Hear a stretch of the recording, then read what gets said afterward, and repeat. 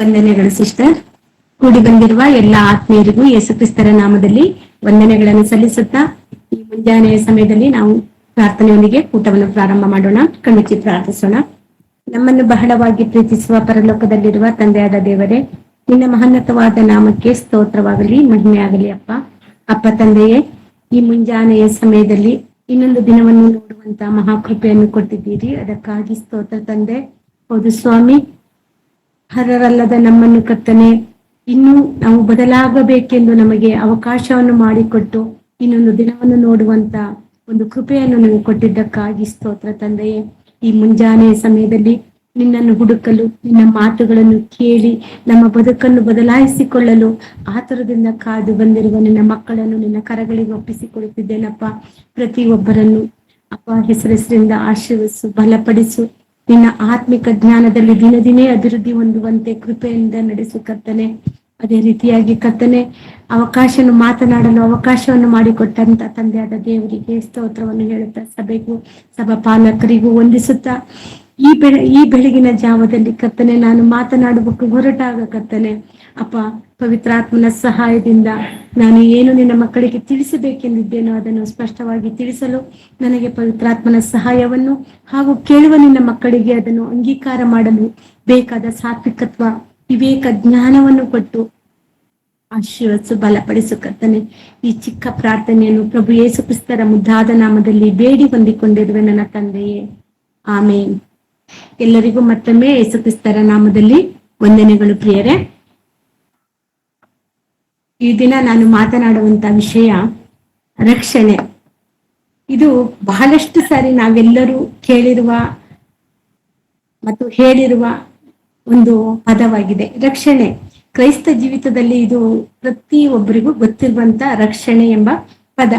ಆದರೂ ಸಹ ಈ ಪದವನ್ನು ಇಟ್ಟುಕೊಂಡು ಈ ರಕ್ಷಣೆ ಎಂಬ ವಿಷಯದಲ್ಲಿ ನಾನು ಈಗ ಒಂದು 40-50 ನಿಮಿಷಗಳು ಯಾಕೆ ಮಾತಾಡಬೇಕು ಅಂತ ಹೇಳಿ ಬಂದಾಗ, ಈ ರಕ್ಷಣೆ ಅನ್ನೋದ ಪದದ ಹಿಂದೆ ಇರುವಂತ ದೊಡ್ಡದಾದ ಒಂದು ಅರ್ಥವನ್ನು ನಾವು ಅವಲೋಕನೆ ಮಾಡಿ ನೆನಪು ಮಾಡಿಕೊಂಡು ಈ ರಕ್ಷಣೆಯ ಮಹತ್ವವನ್ನು ತಿಳಿದುಕೊಳ್ಬೇಕು ಅನ್ನೋದು ನನ್ನ ಹಂಬಲ. ಯಾಕಂತ ಹೇಳಿದ್ರೆ, ಇಲ್ಲಿವರೆಗೂ ನಾವು ದೇವರನ್ನು ಪ್ರಾರ್ಥನೆ ಮೂಲಕವಾಗಿ, ಹಾಡುಗಳ ಮೂಲಕವಾಗಿ ನಾವು ಘನಪಡಿಸಿದ್ದೇವೆ, ಹೌದಲ್ವಾ?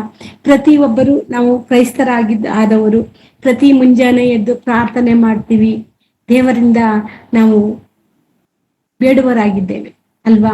ಅದೇ ರೀತಿಯಾಗಿ ಪ್ರತಿನಿತ್ಯವೂ ದೇವರು ಮಾಡಿದಂತ ಒಂದೊಂದು ಮೇಲುಗಳನ್ನು ನೆನೆಸಿಕೊಂಡು ಕೃತಜ್ಞತೆಯನ್ನು ಹೇಳುವರಾಗಿದ್ದೇವೆ. ಆದರೆ ನಾವು ಇದನ್ನೆಲ್ಲವನ್ನು ಕೊಟ್ಟಂತ ತಂದೆಯಾದ ದೇವರನ್ನು ನಾವು ಎಷ್ಟು ಮಟ್ಟಿಗೆ ಅರ್ಥ ಮಾಡ್ಕೊಂಡಿದೀವಿ ಅನ್ನೋದು ಇಲ್ಲಿ ಮುಖ್ಯ. ಬರೀ ರಕ್ಷಣೆ ಅಂದ ತಕ್ಷಣ ನಾವು ಪ್ರತಿ ಭಾನುವಾರ ಸಭೆಗೆ ಹೋಗಿ ಸಭೆ ಸೇರುವುದು, ಅಥವಾ ನಾವು ಹುಟ್ಟಾಗಿಂದ ಕ್ರೈಸ್ತರು ನಾವು ರಕ್ಷಣೆಯನ್ನು ಪಡೆದವರು ಅಂತ ಹೇಳುವುದು ಅದು ಖಂಡಿತವಾಗಿ ಅಲ್ಲ. ಆದರೆ ಅದಕ್ಕೆ ಮಿಗಿಲಾದ ಒಂದು ಮಹತ್ವವಾದ ಅರ್ಥ ಈ ರಕ್ಷಣೆ ಅನ್ನೋ ಪದದಲ್ಲಿದೆ. ನಾವು ನೋಡ್ಬೇಕಂದ್ರೆ ರಕ್ಷಣೆ ಅನ್ನೋದು ಒಂದು ಪದ ಅಲ್ಲ, ಅದು ನಮ್ಮ ಕ್ರೈಸ್ತ ಜೀವಿತದ ಒಂದು ಅಡಿಪಾಯ ಅಥವಾ ನಮ್ಮ ಉಸಿರು ಅಂತ ಹೇಳ್ಬೋದು. ಈ ರಕ್ಷಣೆ ಅನ್ನೋ ಪದ ಕ್ರೈಸ್ತ ಜೀವಿತದ ಒಂದು ಉಸಿರು ಅಥವಾ ಒಂದು ಅಡಿಪಾಯವಾಗಿದೆ, ಅದು ಫೌಂಡೇಶನ್ ಆಗಿದೆ. ಹೇಗೆ ಅಂತ ಹೇಳಿ ನೋಡೋದಾದ್ರೆ, ರಕ್ಷಣೆ ಅಂದ್ರೆ ಸಾಲ್ವೇಶನ್ ಅನ್ನೋ ಪದಕ್ಕೆ ಹಲವಾರು ಭಾಷೆಗಳನ್ನು ರೂಪಾಂತರ ಮಾಡಿ ನೋಡುವಾಗ ಮೂಲ ಪದದ ಅರ್ಥವನ್ನು ನಾವು ಹುಡುಕಿ ಹೋಗುವಾಗ ಅದು ಎಷ್ಟು ಮಧುರವಾಗಿದೆ ಮತ್ತು ಅದು ಎಷ್ಟು ಅರ್ಥಗಂಭೀರವಾಗಿದೆ. ಇಡೀ ಬೈಬಲ್ಲು ಆ ರಕ್ಷಣಾ ಪದದಲ್ಲಿ ಎಷ್ಟು ಚೆನ್ನಾಗಿ ಅಡಗಿದೆ ಅನ್ನೋದನ್ನು ನಾವು ಇವತ್ತು ನೋಡಿಕೊಳ್ಳೋಣ. ಸ್ವಲ್ಪ ಹೊತ್ತು ಅದರ ಬಗ್ಗೆ ನಿಮಗೆ ಗೊತ್ತಿರುವ ವಿಷಯ ಆದರೂ ಅದನ್ನು ಮೆಲುಕು ಹಾಕೋಣ. ಯಾಕಂದ್ರೆ ನಾವು ಮೆಲುಕು ಹಾಕೋದ್ರಿಂದ ನಮ್ಮ ಜೀವಿತವನ್ನು ನಾವು ಉಜ್ಜೀವನ ಮಾಡ್ಕೊಳ್ಳಿಕ್ಕೆ ಸಾಧ್ಯ. ನಾವು ಕನ್ನಡ ಮತ್ತೆ ಸಂಸ್ಕೃತ ಪದದಲ್ಲಿ ಈ ರಕ್ಷಣೆ ಅನ್ನೋ ಪದವನ್ನು ನೋಡುವಾಗ ನಮಗೆ ಗೊತ್ತಾಗೋದು, ರಕ್ಷ್ ಎಂಬ ಪದ ಮೂಲ ಧಾತುವಿಂದ ಬಂದಿದೆ. ರಕ್ಷ್ ಅಂತ ಹೇಳಿ ಮೂಲ ಧಾತುದಿಂದ ಬಂದಿದೆ. ಇದರ ಅರ್ಥ ನಾಶನದಿಂದ, ಆಪತ್ತಿನಿಂದ ಅಥವಾ ದಂಡನೆಯಿಂದ ಪಾರು ಮಾಡುವುದು ಮತ್ತು ಕಾಪಾಡುವುದು ಅಂತ ಅರ್ಥ. ಈ ರಕ್ಷಣೆ ಪದಕ್ಕೆ ನಾವು ಮೂಲ ಧಾತುವಿನಿಂದ ಹುಡುಕಿದ್ ನೋಡಿದಾಗ ದಂಡನೆಯಿಂದ ಅಥವಾ ನಾಶನದಿಂದ, ಆಪತ್ತಿನಿಂದ ಪಾರು ಮಾಡಿ ಕಾಪಾಡುವುದು ಅಂತ ಮೀನಿಂಗು ಕೊಡುತ್ತೆ. ಅಂದ್ರೆ ಪಾಪದ ಸಂಬಳ ಮರಣ ಅನ್ನೋದು ನಮಗೆ ಗೊತ್ತಿದೆ. ಪಾಪದ ಸಂಬಳವಾದ ನಿತ್ಯ ಮರಣದಿಂದ ಅಂದ್ರೆ ನರಕದಿಂದ ನಮ್ಮನ್ನು ಬಿಡಿಸಿ ನಮ್ಮನ್ನು ಅಂದ್ರೆ ನಮ್ಮ ದೇಹವನ್ನು ಇರಬಹುದು, ಆತ್ಮವನ್ನಾಗಿರ್ಬೋದು, ಕಾಪಾಡುವುದೇ ರಕ್ಷಣೆ. ಇದು ಕನ್ನಡ ಮತ್ತು ಸಂಸ್ಕೃತ ಮೀನಿಂಗ್ ಅಲ್ಲಿ ಬಂದ್ರೆ, ಗ್ರೀಕ್ ಭಾಷೆಯಲ್ಲಿ ನೋಡುವುದಾದ್ರೆ ನಾವು ಗ್ರೀಕು, ನಮ್ಮ ಹೊಸ ಒಡಂಬಡಿಕೆ ಯಾವ ಭಾಷೆಯಲ್ಲಿ ಮೊದಲದಾಗಿ ಮುದ್ರಿತವಾಗಿತ್ತು ಅಂದ್ರೆ ಗ್ರೀಕ್ ಭಾಷೆ. ಈ ಗ್ರೀಕ್ ಭಾಷೆಯಲ್ಲಿ ನಾವು ಹೊಸ ಒಡಂಬಡಿಕೆಯ ಪ್ರಕಾರವಾಗಿ ನಾವು ನೋಡ್ಬೇಕು ಅಂದ್ರೆ, ಈ ರಕ್ಷಣೆ ಅನ್ನುವ ಪದಕ್ಕೆ ಗ್ರೀಕ್ ಭಾಷೆಯಲ್ಲಿ ಸೋಟೇರಿಯಾ ಎಂಬ ಒಂದು ಪದದಿಂದ ಬಳಕೆಯಾಗಿದೆ. ಸೊಟೇರಿಯಾ ಅಂತ ಹೇಳಿದ್ರೆ ಸೋಜೋ ಎಂಬ ಕ್ರಿಯಾಪದದಿಂದ ಅದು ಬಂದಿದೆ. ಸೋಜೆ ಎನ್ನುವುದು ಅದು ಕ್ರಿಯಾಪದವಾಗಿದೆ. ಇಲ್ಲಿ ಸೋಜೋ ಎಂದರೆ ಏನು ಅಂದ್ರೆ, ಅಪಾಯದಿಂದ ಪಾರು ಮಾಡುವುದಷ್ಟೇ ಅಲ್ಲ, ಇದರ ಅರ್ಥ ಗುಣಪಡಿಸುವುದು, ಟು ಹೀಲ್, ಗುಣಪಡಿಸುವುದು, ಟು ಹೀಲ್ ಅಂದ್ರೆ ಮತ್ತೆ ಪೂರ್ಣ ಸ್ಥಿತಿಗೆ ತರುವುದು, ಟು ಮೇಕ್ ಓಲ್ ಅಂದ್ರೆ ಪೂರ್ಣ ವ್ಯವಸ್ಥೆಗೆ ತರುವಂತದ್ದು ಮತ್ತು ಭದ್ರಪಡಿಸುವುದು ಎಂದು ಅರ್ಥ ಬರುತ್ತೆ. ಎಷ್ಟು ಚೆನ್ನಾಗಿದೆ ಅಲ್ಲ, ಒಂದು ಗುಣಪಡಿಸುವುದು, ಪೂರ್ಣ ಸ್ಥಿತಿಗೆ ತರುವುದು ಮತ್ತು ಭದ್ರಪಡಿಸುವುದು. ಈ 3 ಪದಗಳನ್ನು ನೋಡಿದಾಗ ಈ ರಕ್ಷಣೆ ಅನ್ನೋದು ಇಷ್ಟೊಂದು ದೊಡ್ಡದ. ನಾವು ರಕ್ಷಣೆ ಅಂದ್ರೆ ಬರೀ ರಕ್ಷಣೆ, ಕಾಪಾಡುವುದು, ನಾವು ದೇವರಲ್ಲಿ ರಕ್ಷಿಸಲ್ಪಟ್ಟಿದ್ದೇವೆ. ನಾವ್ ಹೇಳ್ತೀವಿ, ನೀವು ಎಷ್ಟು ವರ್ಷ ಆಯ್ತು ರಕ್ಷಣೆ ತಕೊಂಡು ಅಂತ ಕ್ವಶನ್ ಆಗ್ತೀವಿ ನಮ್ಮ ಸಹೋದರ ಸಹೋದರಿಯರು ಸಿಕ್ತಾಗ. ಎಷ್ಟು ವರ್ಷ ಆಯ್ತು ನೀವು ರಕ್ಷಣೆ ತಗೊಂಡು, ಅಥವಾ ಎಷ್ಟು ವರ್ಷದಿಂದ ರಕ್ಷಣೆ ಮಾರ್ಗದಲ್ಲಿದ್ದೀವಿ ಕೇಳ್ತೀವಿ. ಅಂದ್ರೆ ರಕ್ಷಣೆ ಅನ್ನೋ ಪದದ ಅರ್ಥ ಎಷ್ಟು ದೊಡ್ಡದಂದ್ರೆ, ಟು ಹೀಲ್ ಗುಣಪಡಿಸುವುದು, ಟು ಮೇಕ್ ಓಲು ಅಂತ ಹೇಳಿದ್ರೆ ಪೂರ್ಣ ಸ್ಥಿತಿಗೆ ತರುವುದು, ಸಂಪೂರ್ಣ ಮಾಡುವುದು ಮತ್ತು ಭದ್ರಪಡಿಸುವುದು. ಇದು ಅಂದ್ರೆ ಟೋಟಲ್ ಇದ್ರ ಅರ್ಥ, ರಕ್ಷಣೆ ಎಂದರೆ ಬರೀ ನರಕದಿಂದ ತಪ್ಪಿಸುವುದು ಮಾತ್ರ ಅಲ್ಲ, ಬದಲಾಗಿ ನಮ್ಮೊಳಗಿರುವ ಪಾಪದ ರೋಗದಿಂದ ಪ್ರತಿದಿನ ಗುಣಮುಖ ಹೊಂದುತ್ತಾ ವಾಕ್ಯದ ಮೂಲಕ ಸಂಪೂರ್ಣರಾಗುವುದು. ವಾಕ್ಯದ ಮೂಲಕ ಸಂಪೂರ್ಣವಾಗುವುದು, ಟು ಬಿ ಮೇಡ್ ಓಲ್. ದೀಕ್ಷಾ ಸ್ನಾನವನ್ನು ಪಡೆದುಕೊಂಡ ನಂತರ ನಾವು ಈ ಸೋಜೋ ಗುಣಮುಖರಾಗುವ ಪ್ರಕ್ರಿಯೆಯಲ್ಲಿ ಪ್ರತಿದಿನ ಪಾಲ್ಗೊಳ್ಬೇಕು. ಎಷ್ಟು ಸ್ಪಷ್ಟವಾಗಿದೆ ಅಲ್ಲ. ನಾವು ಅನ್ಕೊಂತೀವಿ, ಪ್ರತಿದಿನ ಯಾಕೆ ಗೂಗಲ್ ಮೀಟಿಗೆ ಬರಬೇಕು, ಪ್ರತಿದಿನ ನಾವು ವಾಕ್ಯವನ್ನು ಯಾಕೆ ಧ್ಯಾನಿಸ್ಬೇಕು, ವಾಕ್ಯವನ್ನು ಯಾಕೆ ಕೇಳಬೇಕು, ಬೈಬಲ್ ಅನ್ನು ಏಕೆ ಪಠನ ಮಾಡಬೇಕು ಅಂತ ಹೇಳಿದಾಗ, ಇಲ್ಲಿ ಆ ಸಾಲ್ವೇಷನ್ ಎಂಬ ಪದದಲ್ಲಿಯೇ ಇದಕ್ಕೆ ಅರ್ಥ ಇದೆ. ಈ ರಕ್ಷಣೆ ಅನ್ನೋ ಪದದಲ್ಲೇ ಇದೆ. ಪ್ರತಿದಿನ ಈ ಸೋಜೋ ಪ್ರಕ್ರಿಯೆಯಲ್ಲಿ ಪ್ರತಿದಿನ ಪಾಲ್ಗೊಳ್ಳಬೇಕು. ಪ್ರತಿದಿನ ಪಾಲ್ಗೊಳ್ಳೋದಂದ್ರೇನು, ಒಂದು ದಿನನೂ ಮಿಸ್ ಆಗಂಗಿಲ್ಲ ಅಂತ ಅರ್ಥ. ಪ್ರತಿದಿನ ಅಂದ್ರೆ ದಿನಂಪ್ರತಿ, ಯಾವಾಗಲೂ ನಾವು ಈ ವಾಕ್ಯದಿಂದ ನಮ್ಮನ್ನು ಸಂಪೂರ್ಣಗಳನ್ನು ಮಾಡ್ಕೊಳ್ಬೇಕು, ಭದ್ರತೆಯನ್ನು ಪಡೆಯಬೇಕು, ಗುಣಮುಖರಾಗ್ಬೇಕು. ಯಾವ ಗುಣಮುಖರಾಗ್ಬೇಕು ಅಂದ್ರೆ ಅದನ್ನ ನಾವು ಮುಂದೆ ನೋಡೋಣ, ಯಾವ ರೀತಿ ಗುಣಮುಖವಾಗ್ತೀವಿ ಅನ್ನೋದು ನಾವು ನೋಡೋಣ. ಹಿಬ್ರು ಭಾಷೆಯಲ್ಲಿ ನಾವು ನೋಡುವಾಗ, ಈಗ ನಾವು ಕನ್ನಡ ಸಂಸ್ಕೃತ ನೋಡ್ಕೊಂಡ್ವಿ ಮತ್ತು ಗ್ರೀಕ್ ಭಾಷೆ ನೋಡಿದ್ವಿ. ಕೊನೆಯದಾಗಿ ನಾವು ಹಿಬ್ರು ಭಾಷೆಯಲ್ಲಿ ನಾವು ನೋಡ್ಕೊಂಡಾಗ, ಹಳೆ ಒಡಂಬಡಿಕೆ ಯಾವ ಪದದ ಭಾಷೆಯಿಂದ ಭಾಷಾಂತರವಾಗಿದೆ ಅಂತ ಹೇಳಿದ್ರೆ ನಿಮಗೆ ಗೊತ್ತು, ಹಿಬ್ರು ಭಾಷೆ. ಮೂಲ ಭಾಷೆ ಹಿಬ್ರು ಭಾಷೆಯಿಂದ ಭಾಷಾಂತರ ಆಗಿದೆ. ಹಾಗಾದ್ರೆ ಹಳೆ ಒಡಂಬಡಿಕೆಯಲ್ಲಿ ರಕ್ಷಣೆ ಪದ ಇಬ್ರು ಭಾಷೆಯಲ್ಲಿ ಏನಂತ ಕರೀತಾರೆ ಅಂದ್ರೆ ಯಾಶ ಅಂತ ಪದದಿಂದ ಬಂದಿದೆ. ಅದು ಯಾಶ ಅನ್ನುವ ಪದದಿಂದ ಈ ರಕ್ಷಣೆ ಎಂಬ ಪದ ಬಂದಿದೆ. ಇದರ ಮೂಲ ಅರ್ಥ ನಮಗೆ ತುಂಬಾ ಸುಂದರವಾಗಿದೆ. ಅದು ಎಷ್ಟು ಮಧುರವಾಗಿದೆ ಅಂದ್ರೆ ನಮಗದನ್ನ ಅರ್ಥ ಮಾಡ್ಕೊಬೇಕಂದ್ರೆ, ನಿಜವಾಗೂ ದಾವಿದ ಮಹಾರಾಜರು ಹೇಳ್ದಂಗೆ ವಾಕ್ಯವು ಜೇನು ತುಪ್ಪಕ್ಕಿಂತನೂ ಸಿಹಿ. ಇದನ್ನ ಆಳ ಹುಡುಕ್ತಾ ಹೋದ್ರೆ, ಆ ಒಂದೊಂದು ಪದದ ಅರ್ಥವನ್ನು ಹುಡುಕ್ತಾ ಹೋದ್ರೆ ಎಷ್ಟು ಮಧುರವಾಗಿದೆ ಅಂದ್ರೆ ಅದನ್ನ ಹೇಳಲಿಕ್ಕೆ ಆಗುದಿಲ್ಲ, ಅಷ್ಟು ಒಂದು ಮಧುರವಾಗಿದೆ. ಇಲ್ಲಿ ನಾವು ನೋಡ್ಬೇಕು ಅಂತ ಹೇಳಿದ್ರೆ, ಇದ್ರದ್ದು ಮೂಲ ಅರ್ಥ ಹುಡುಕೋದ್ರೆ ಬಂಧನದಿಂದ ಅಥವಾ ಇಕ್ಕಟ್ಟಿನ ಪರಿಸ್ಥಿತಿಯಿಂದ ವಿಶಾಲವಾದ ಮತ್ತು ಸ್ವತಂತ್ರವಾದ ಸ್ಥಳಕ್ಕೆ ಬಿಡುಗಡೆ ಮಾಡುವುದು ಅಥವಾ ಕರೆತರುವುದು.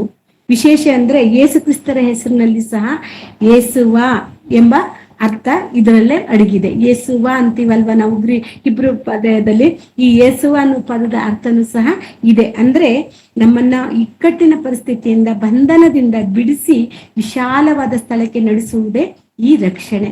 ಇಷ್ಟು ಒಂದು ಮಧುರವಾದ ಈ ಪದ ಅಲ್ವಾ. ನಾವು ಇದನ್ನ ಮತ್ತಯ್ಯ ಬರೆದ ಪತ್ರಿಕೆ 1ನೇ ಅಧ್ಯಾಯ 21ನೇ ವಾಕ್ಯವನ್ನು ನಾವು ಓದ್ಕೊಂಡು ನಾವು ಪಾಠ ಭಾಗಕ್ಕೆ ಹೋಗೋಣ. ಮತ್ತೇನು ಬರೆದ ಸುವಾರ್ತೆ ಪತ್ರಿಕೆ 1ನೇ ಅಧ್ಯಾಯ 21ನೇ ವಚನ. ಆಕೆಯು ಒಬ್ಬ ಮಗನನ್ನು ಅಳೆಯುವಳು, ನೀನು ಆತನಿಗೆ ಯೇಸು ಎಂದು ಹೆಸರಿಡಬೇಕು, ಯಾಕಂದರೆ ಆತನೇ ತನ್ನ ಜನರನ್ನು ಅವರ ಪಾಪಗಳಿಂದ ಬಿಡಿಸಿ ಕಾಯುವನು ಅಂದನು. ಸಾಕಂಟಿ? Thank you brother. ಆಕೆಯು ಒಬ್ಬ ಮಗನನ್ನು ಹಡೆಯುವಳು, ನೀನು ಆತನಿಗೆ ಯೇಸು ಎಂದು ಹೆಸರಿಡಬೇಕು, ಯಾಕೆಂದರೆ ಆತನೇ ನನ್ನ ಜನರನ್ನು ಅವರ ಪಾಪಗಳಿಂದ ಬಿಡಿಸಿ ಕಾಯುವನು. ಎಷ್ಟು ಇದರಲ್ಲಿ ಅರ್ಥ ಚೆನ್ನಾಗಿದೆ ಅಲ್ವಾ? ನಾವು ನೋಡ್ಕೊಂಡು ಸೋಜೋ ಎನ್ನೋ ಪದವನ್ನು ನಾವು ಗ್ರೀಕ್ ಭಾಷೆಯಿಂದ ನೋಡಿದಾಗ ಸೋಜೋ ಎಂಬ ಪದ ಏನು ಅಂತ ಹೇಳಿ ಗುಣಮುಖರಾಗಿದೆ ಅಂದ್ರೆ ಬಿಡುಗಡೆ ಮಾಡಿಸುವುದು. ಇಲ್ಲಿ ನೋಡಿ, ಹಳೆ ಒಡಂಬಡಿಕೆ, ಹೊಸ ಒಡಂಬಡಿಕೆ ಮತ್ತೆ ನಾವು ಕನ್ನಡದ ಮೂಲ ಅರ್ಥವನ್ನು ಹುಡುಕುವಾಗ ಈ ಮತ್ತೇನು ಬರೆದ ಸುವಾರ್ತೆ 1:21 ಪ್ರಕಾರ, ಯಾಕೆಂದರೆ ಆತನೇ ತನ್ನ ಜನರನ್ನು ಅವರ ಪಾಪದಿಂದ ಬಿಡಿಸಿ ಕಾಯುವನು ಅಂದ್ರೆ ರಕ್ಷಿಸುವನು. ಪಾಪದಿಂದ ಬಿಡಿಸಿ ಕಾಯುವನು ಯಾರಿಗೆ ಹೆಸರಿದು? ಯೇಸು. ಯೇಸು ಎಂಬ ಪದದ ಅರ್ಥನೇ ಪಾಪದಿಂದ ಬಿಡಿಸಿ ಕಾಯುವನು ಅಥವಾ ರಕ್ಷಿಸುವನು ಎಂಬ ಅರ್ಥವಾಗಿದೆ. ಎಷ್ಟು ಆಳವಾದ ಇದು ಮೀನಿಂಗ್ ಅಂತ ಹೇಳಿದ್ರೆ, ನಮಗೆ ನೋಡುವಾಗ ರಕ್ಷಣೆ ಅಂತ ಹೇಳಿದ್ರೆ ನಾವು ಇಷ್ಟೊಂದು ಈಸಿಯಾಗಿ ತಕೊಂತ ಇದ್ದೀವ ಅಂತ ಹೇಳಿದ್ರೆ ಖಂಡಿತವಾಗಿಯೂ ಇಲ್ಲ. ಆ ರಕ್ಷಣೆಯ ಹಿಂದೆ, ಈ ರಕ್ಷಣೆಯ ಕಾರ್ಯದ ಹಿಂದೆ ಬಹಳಷ್ಟು ದೇವರ ಕಷ್ಟ ಇದೆ, ದೇವರ ತ್ಯಾಗ ಇದೆ, ದೇವರ ಪ್ರೀತಿ ಇದೆ, ಯೇಸು ಕ್ರಿಸ್ತರ ಪ್ರೀತಿ ಇದೆ, ತ್ಯಾಗ ಇದೆ. ಇದನ್ನೆಲ್ಲ ನೆನೆಸ್ಕೊಂಡಾಗ ನಮಗೆ ಅನ್ಸೋದು ರಕ್ಷಣೆಯು ಬಹಳ ಬಹಳ ಶ್ರೇಷ್ಠವಾಗಿದ್ದು ಮತ್ತು ಮಹತ್ವ ಬೆಲೆ ಉಳ್ಳದ್ದಾಗಿದ್ದು. ನಾವು ಇನ್ನೊಂದು ವಾಕ್ಯವನ್ನು ನೋಡ್ಕೊಂಡು ಹೋಗೋಣ. ಅಪೊಸ್ತರ ಕೃತ್ಯಗಳು 4ನೇ ಅಧ್ಯಾಯ 12ನೇ ವಚನವನ್ನು ಒಮ್ಮೆ ನೋಡೋಣ. ಅಪೊಸ್ತರ ಕೃತ್ಯಗಳು 4ನೇ ಅಧ್ಯಾಯ 12ನೇ ವಚನ. ಎಲ್ಲರಿಗೂ ಗೊತ್ತಿರುವ ವಚನವೇ. ಬರಬೇಕಾದ ರಕ್ಷಣೆಯು ಇನ್ನಾರಲ್ಲಿಯೂ ಸಿಕ್ಕುವುದಿಲ್ಲ. ಆ ಹೆಸರಿನಿಂದಲೇ ಹೊರತು ಆಕಾಶದ ಕೆಳಗೆ ಮನುಷ್ಯರೊಳಗೆ ಕೊಡಲ್ಪಟ್ಟಿರುವ ಬೇರೆ ಯಾವ ಹೆಸರಿನಿಂದಲೂ ನಮಗೆ ರಕ್ಷಣೆಯಾಗುವುದಿಲ್ಲ ಎಂದು ಹೇಳಿದನು. Thank you brother. ಇದರ ಹಿನ್ನೆಲೆ ಸಂದರ್ಭವನ್ನು ನಾವು ನೋಡುವಾಗ ಪೇತ್ರ ಮತ್ತು ಯೋಹಾನರು ಯೆಹೂದ್ಯರ ಅಧಿಕಾರಿಗಳಿಗೆ ಹೇಳಿದ ಮಾತಿದು. ಎಲ್ಲರಿಗೂ ಚೆನ್ನಾಗಿ ಇದು ನಮಗೆ ಗೊತ್ತಿದೆ. ಅವ್ರನ್ನ ನೀವು ಯೇಸು ಕ್ರಿಸ್ತರ ಹೆಸರನ್ನು ನೀವು ಹೇಳಬಾರ್ದು ಅಂತ ಅಪ್ಪಣೆ ಕೊಟ್ಟಾಗ, ಯೆಹೂದ್ಯದ ಅಧಿಕಾರಿಗಳು ಅಪ್ಪಣೆ ಕೊಟ್ಟಾಗ ಪೇತ್ರ ಮತ್ತು ಯೋಹಾನರು ಹೇಳಿದ ಮಾತು ಈ ಮಾತುಗಳು. ಬರಬೇಕಾದ ರಕ್ಷಣೆಯು ಇನ್ನು ಯಾವುದರಲ್ಲಿಯೂ ಸಿಕ್ಕುವುದಿಲ್ಲ. ಆ ಹೆಸರಿನಿಂದಲೇ ಹೊರತು ಆಕಾಶದ ಕೆಳಗೆ ಮನುಷ್ಯರೊಡೆಗೆ ಕೊಡಲ್ಪಟ್ಟಿರುವ ಯಾವ ಹೆಸರಿನಿಂದಲೂ ನಮಗೆ ರಕ್ಷಣೆ ಆಗುವುದಿಲ್ಲ ಎಂದು ಹೇಳಿದರು. ಇಲ್ಲಿ ಎಷ್ಟು ಸ್ಪಷ್ಟವಾಗಿ ಹೇಳಿದ್ದಾರೆ, ಬರಬೇಕಾದ ರಕ್ಷಣೆಯ ಇನ್ನು ಯಾವ ಹೆಸರಿನಿಂದ ಸಿಗಲ್ಲ, ಯೇಸು ಸ್ವಾಮಿಯಿಂದ, ಯೇಸು ಎಂಬ ಹೆಸರಿನಿಂದ ಹೊರತು ನಮಗೆ ರಕ್ಷಣೆ ಅನ್ನುವುದು ಎಲ್ಲೂ ಇಲ್ಲ. ಯೇಸು ಸ್ವಾಮಿ ಒಬ್ಬರೇ ನಮ್ಮನ್ನು ರಕ್ಷಿಸಿ ಕಾಪಾಡುವುದು. ಎಲ್ಲ ಆಪತ್ತಿನಿಂದಲೂ, ಎಲ್ಲ ಇಕ್ಕಟ್ಟಿನಿಂದಲೂ, ಎಲ್ಲ ಒಂದು ಅಪಾಯದಿಂದಲೂ, ಎಲ್ಲ ಪಾಪದ ಮರಣದಿಂದಲೂ ನಮ್ಮನ್ನು ಬಿಡಿಸಿ ಕಾಪಾಡೋರು ಯಾರು ಅಂದ್ರೆ ಯೇಸು ಕ್ರಿಸ್ತರು. ಇದು ಇಷ್ಟು ದೊಡ್ಡ ಒಂದು ಅರ್ಥವನ್ನು ನಮಗೆ ತಂದು ಕೊಡುತ್ತದೆ. ಪ್ರಿಯರ, ಹೊಸ ಒಡಂಬಡಿಕೆಯ ಪ್ರಕಾರ ರಕ್ಷಣೆ ಎಂದರೆ ಗ್ರೀಕಿನಲ್ಲಿ ಸೋಜೋ. ಇದರ ಅರ್ಥ ಕೇವಲ ಒಂದು ದಿನದ ಅಪಾಯದಿಂದ ತಪ್ಪಿಸೋದು ಅಂತ ಅಲ್ಲ. ಪ್ರತಿದಿನ ಪಾಪದ ಕಾಯಿಲೆಯಿಂದ, ಪಾಪ ಎಂದ ರೋಗದಿಂದ ಗುಣಮುಖರಾಗುವುದು ಮತ್ತು ಪೂರ್ಣರಾಗುವುದು. ಗುಣಮುಖ ಆಗಿ ಹಾಗೆ ಬಿಡಲ್ಲ, ಮತ್ತೆ ರೋಗ ಬರುತ್ತಲ್ವಾ. ಹಾಗಾಗಿ ಅದನ್ನ ನಾವು ಪೂರ್ಣ ಆಗ್ಬೇಕು, ರೋಗದಿಂದ ಸಂಪೂರ್ಣವಾಗಿ ವಾಸಿಯಾಗ್ಬೇಕು. ರೋಗವನ್ನು ನಾವು ಸಂಪೂರ್ಣವಾಗಿ ನಮ್ಮ ಶರೀರದಿಂದ ತೆಗಿಬೇಕು ಅಂದ್ರೆ ಅದು ಪಾಪ ಎಂಬ ರೋಗ. ನಾನ್ ಹೇಳ್ತಾ ಇರೋದು ಈಗ ಕಾಣಿಸುವಂತ cancer, heart attack, BP, sugar ಅದ್ರ ಬಗ್ಗೆ ಮಾತಾಡ್ತೇನೆ. ಪಾಪ ಎಂಬ ರೋಗ, ಪಾಪ ಎಂಬ ರೋಗ ಅನ್ನೋದು ಯಾವುದು ಅನ್ನೋದು ನಮಗೆ ಚೆನ್ನಾಗಿ ಗೊತ್ತು. ದೇವರ ಮಾತುಗಳನ್ನು ಧಿಕ್ಕರಿಸುವುದೇ ಪಾಪ. ದೇವರಿಗೆ ವಿರೋಧವಾಗಿ ಮಾಡುವ ಕಾರ್ಯಗಳೆಲ್ಲವೂ ಪಾಪ. ಆ ಪಾಪದ ಸಂಬಳ ಮರಣ. ಹಾಗಾಗಿ ನಾವು ಪಾಪ, ದೇವರ ಮಾತಿಗೆ ವಿರೋಧವಾಗಿ ನಡೆದುಕೊಂಡು ಮಾಡುವಂತ ಪ್ರತಿ ಒಂದು ರೋಗ, ನಮ್ಮ ಹೃದಯದಲ್ಲಿ ರೋಗ ತುಂಬಿಕೊಂಡಿದೆ. ಆ ರೋಗದಿಂದ ಬಿಡುಗಡೆ ಮಾಡಿ ನಮ್ದ ಪಾಪದ ಸ್ವಭಾವಗಳನ್ನು ಪ್ರತಿನಿತ್ಯ ವಾಕ್ಯದಿಂದ ಗುಣಪಡಿಸುತ್ತಾ. ಯಾವ್ದ್ರಿಂದ ಗುಣಪಡಿಸ್ಬೇಕು? ವಾಕ್ಯದಿಂದ. ನಮ್ಮ ಹಳೆಯ ಸ್ವಭಾವಗಳು, ಪಾಪದ ಸ್ವಭಾವಗಳು ವಾಕ್ಯದಿಂದ ಗುಣಪಡಿಸುತ್ತಾ ನಾವು ಸಂಪೂರ್ಣರಾಗ್ಬೇಕು. ಸಂಪೂರ್ಣರತೆ ಅಂತ ಹೇಳಿದ್ರೆ ಯೇಸು ಕ್ರಿಸ್ತರನ್ನೋ ಸ್ಥಿತಿಯನ್ನು ನಾವು ಹೊಂದುವಂಥದ್ದೇ ಸಂಪೂರ್ಣತೆ. ನಾವ್ ಹೇಳ್ತೀವಿ ಎಲ್ಲ ಯಾವಾಗಲೂ, ಯೇಸು ಕ್ರಿಸ್ತನನ್ನು ನಾವು ಧರಿಸಿಕೊಂಡು ಯೇಸು ಕ್ರಿಸ್ತನ ಸಾರೂಪ್ಯವನ್ನು ಹೊಂದುವುದೇ ಸಂಪೂರ್ಣತೆ. ಈ ಮಾರ್ಗದಲ್ಲಿ ನಮ್ಮನ್ನು ನಡೆಸುವುದೇ ಈ ರಕ್ಷಣಾ ಮಾರ್ಗ. ಈ ಮಾರ್ಗದಲ್ಲಿ ನಮ್ಮನ್ನು ಪ್ರಕ್ರಿಯೆಗೊಳಿಸುವುದೇ ಈ ರಕ್ಷಣಾ ಮಾರ್ಗ. ನಾವು ಯೆರೆಮೀಯ ಬರೆದ ಪ್ರವಾದನ ಗ್ರಂಥವನ್ನು 17ನೇ ಅಧ್ಯಾಯ 19ನೇ ವಾಕ್ಯ 19ನೇ ವಾಕ್ಯವನ್ನು ಒಮ್ಮೆ ತೆಗೆದು ನೋಡೋಣ. ಯೆರೆಮೀಯ 17:9. ಯೆರೆಮೀಯ 17:9. ಹೃದಯವು ಎಲ್ಲಕ್ಕಿಂತಲೂ ವಂಚಕ, ಗುಣವಾಗದ ರೋಗಕ್ಕೆ ಒಳಗಾಗಿದೆ, ಅದನ್ನು ಯಾರು ತಿಳಿದಾರು? ಅದನ್ನು ನಮ್ಮ ಅಂತಂದ್ರೆಯನ್ನು ಶೋಧಿಸಿ ತಿಳಿಯೋದು ಯಾರಿದ್ದಾರಲ್ವಾ. ಹಾಗಾಗಿ ಹೃದಯವು ಎಲ್ಲದಕ್ಕಿಂತ ವಂಚಕ, ಗುಣವಾಗದ ರೋಗಕ್ಕೆ ಒಳಗಾಗಿದೆ, ಅದನ್ನು ಯಾರು ತಿಳಿದಾರು? ಇಲ್ಲಿ ಯೆರೆಮೀಯ ಪ್ರವಾದಿಯ ಮೂಲಕವಾಗಿ ದೇವರು ಬರ್ಸ್ತಿರುವಂತ ಅದ್ಭುತವಾದ ಹೃದಯವು ಎಲ್ಲಕ್ಕಿಂತ ವಂಚಕ, ಗುಣವಾಗದ ರೋಗಕ್ಕೆ ಒಳಗಾಗಿದೆ. ನಾವಿಲ್ಲಿ ಮುಂಚೆ ನೋಡ್ಕೊಂಡಲ್ವಾ, ಸೋಜು ಅಂದ್ರೆ ಗುಣಮುಖರಾಗುವುದು ಯಾವುದು? ಪಾಪದ ರೋಗದಿಂದ. ಯಾವುದು ಆ ಪಾಪ ಎಲ್ಲಿಂದ ಬರುತ್ತದೆ? ಹೃದಯದಿಂದ ಬರುತ್ತೆ, ಮನಸ್ಸಿನಿಂದ ಬರುತ್ತೆ, ಆಲೋಚನೆಯಿಂದ ಬರುತ್ತೆ. ಇಲ್ಲಿ ಹೃದಯವು ಎಲ್ಲಕ್ಕಿಂತಲೂ ವಂಚಕ, ಗುಣವಾಗದ ರೋಗಕ್ಕೆ ಒಳಗಾಗಿದೆ. ಈ ಪದವನ್ನು ನಾವು ನೋಡಿದಾಗ ನಮಗೆ ಅರ್ಥವಾಗುವಂಥದ್ದು, ನಮ್ಮ ಹೃದಯದಲ್ಲಿರುವ ಈ ವಂಚಕವಾದ ಹೃದಯವನ್ನು ಸರಿ ಮಾಡಿ ನಮ್ಮನ್ನು ಪೂರ್ವ ಸ್ವಭಾವವನ್ನು ತೆಗೆದು ಹಾಕಿ ನೂತನ ಪಡಿಸುವಂತ ಪ್ರಕ್ರಿಯೆಯಲ್ಲಿ ಯೇಸು ಸ್ವಾಮಿ ರಕ್ಷಕರಾಗಿ ಬಂದಿದ್ದಾರೆ. ಹಾಗಾದ್ರೆ ನಮಗೆ ರೋಗ ಮತ್ತು ವೈದ್ಯರ ಬಗ್ಗೆದಲ್ಲಿ ನಾವು ನೋಡುದಾದ್ರೆ, ಮನುಷ್ಯನ ಹೃದಯಕ್ಕೆ ಪಾಪವೆಂಬ ಗುಣವಾಗದ ರೋಗ ಅಂಟಿಕೊಂಡಿದೆ. ಅದು ನಾವೆಲ್ಲರೂ ಒಪ್ತೀವಲ್ವಾ? ಪಾಪ ಎಂಬ ಗುಣವಾಗದ ರೋಗ ನಮ್ಮ ಹೃದಯದಲ್ಲಿ ಅಂಟಿಕೊಂಡಿದ್ಯೋ ಇಲ್ವಾ? ಹೌದಲ್ವಾ? ಪಾಪ ಎಂಬ ರೋಗ ನಮ್ಮ ಹೃದಯದಲ್ಲಿ ಅಂಟಿಕೊಂಡಿದೆ. ಲೋಕದ ಯಾವ ವೈದ್ಯರಿಂದನೂ ಯಾವ ಔಷಧಿಯಿಂದನೂ ಅದನ್ನು ಗುಣಪಡಿಸ್ಲಿಕ್ಕೆ ಸಾಧ್ಯ ಇಲ್ಲ. ಲೋಕದಲ್ಲಿ ಯಾರು ಸಹ ನಮ್ಮ ಹೃದಯದ ರೋಗವನ್ನು ಗುಣಪಡಿಸಕ್ಕೆ ಸಾಧ್ಯ ಇಲ್ಲ. ಅದಕ್ಕಾಗಿಯೇ ಯೇಸು ಕ್ರಿಸ್ತರು ಒಬ್ಬ ಮಹಾವೈದ್ಯರಾಗಿ ಈ ಭೂಲೋಕಕ್ಕೆ ಬಂದಿದ್ದು, ತಂದೆಯಾದ ದೇವರವರನ್ನು ಕಳಿಸ್ಕೊಟ್ಟಿದ್ದು. ಅವರ ಸ್ವರಕ್ತದಿಂದ ನಮಗೆ ದಿವ್ಯ ಚಿಕಿತ್ಸೆ ಮಾಡಿ ಈ ಸೋಜು ರಕ್ಷಣೆ ಪದಕ್ಕೆ ಅರ್ಥವನ್ನು ತಂದುಕೊಟ್ಟಿದ್ದಾರೆ. ಈ ರಕ್ಷಕನಾದ ಯೇಸು ಸ್ವಾಮಿಯಿಂದಲೇ ಈ ರಕ್ಷಣೆ ಸಿಗುವುದು ಎಂಬುದನ್ನು ನಾವು ಸಂಪೂರ್ಣವಾಗಿ ನೋಡ್ಕೊಂಡಿದೀವಿ. ಅಂದ್ರೆ ಹೃದಯದ ರೋಗ ವಾಸಿ ಆಗ್ಬೇಕಂದ್ರೆ ನಮಗೆ ಯೇಸು ಕ್ರಿಸ್ತರ ವಾಕ್ಯಗಳು ಬೇಕು ಅಲ್ವಾ? ಈ ರೋಗಗ್ರಸ್ತ ಹೃದಯವನ್ನು ಗುಣಪಡಿಸುವುದಕ್ಕೆ ದೇವರು ಸಕಲ ವಿಧವಾದ ಹೊಸ ಸ್ಥಿತಿಯಿಂದಲೂ ನಮ್ಮ ಹೊಲಸಾದ ಈ ಹೃದಯದಲ್ಲಿರುವಂತಹ ಹೊಲಸುಗಳನ್ನು ಸಂಪೂರ್ಣ ಶುದ್ಧ ಮಾಡಿ ನಮ್ಮನ್ನು ನೂತನ ಪಡಿಸುತ್ತೇನೆ ಅಂತ ವಾಗ್ದಾನ ಮಾಡಿ ಯೇಸು ಕ್ರಿಸ್ತರನ್ನು ಕಳಿಸಿಕೊಟ್ಟು ಅದಕ್ಕೋಸ್ಕರ ಎಲ್ಲ ಪ್ರಕ್ರಿಯೆಯನ್ನು ನಡೆಸ್ಕೊಂತ ಬಂದಿದ್ದಾರೆ. ಈ ರಕ್ಷಣೆ ಅನ್ನುವಂಥದ್ದು ಒಂದು ದಿನದ ಮಾತು ಅಲ್ಲ ಪ್ರಿಯರೇ. ಒಂದು ದಿನದಲ್ಲಿ ಮುಗೀತು ಅಂತೆಲ್ಲ, ನಾನು ದೀಕ್ಷಾ ಸ್ನಾನ ತಗೊಂಡೆ ರಕ್ಷಣೆ ಕಾರ್ಯ ಮುಗೀತು ಅಂತ ಹೇಳೋದು ಅಲ್ಲ. ಒಮ್ಮೆ ದೀಕ್ಷಾ ಸ್ನಾನ ತೆಗೆದುಕೊಂಡ ತಕ್ಷಣ ನಮ್ಮ ಹೃದಯದ ಪಾಪ ಸ್ವಭಾವಗಳೆಲ್ಲ ಸಂಪೂರ್ಣವಾಗಿ ಹೋಗುವುದಿಲ್ಲ. ಅಂದ್ರೆ ದೇವರು ಕ್ಷಮಿಸಲ್ಪಟ್ಟಿದ್ದಾನೆ.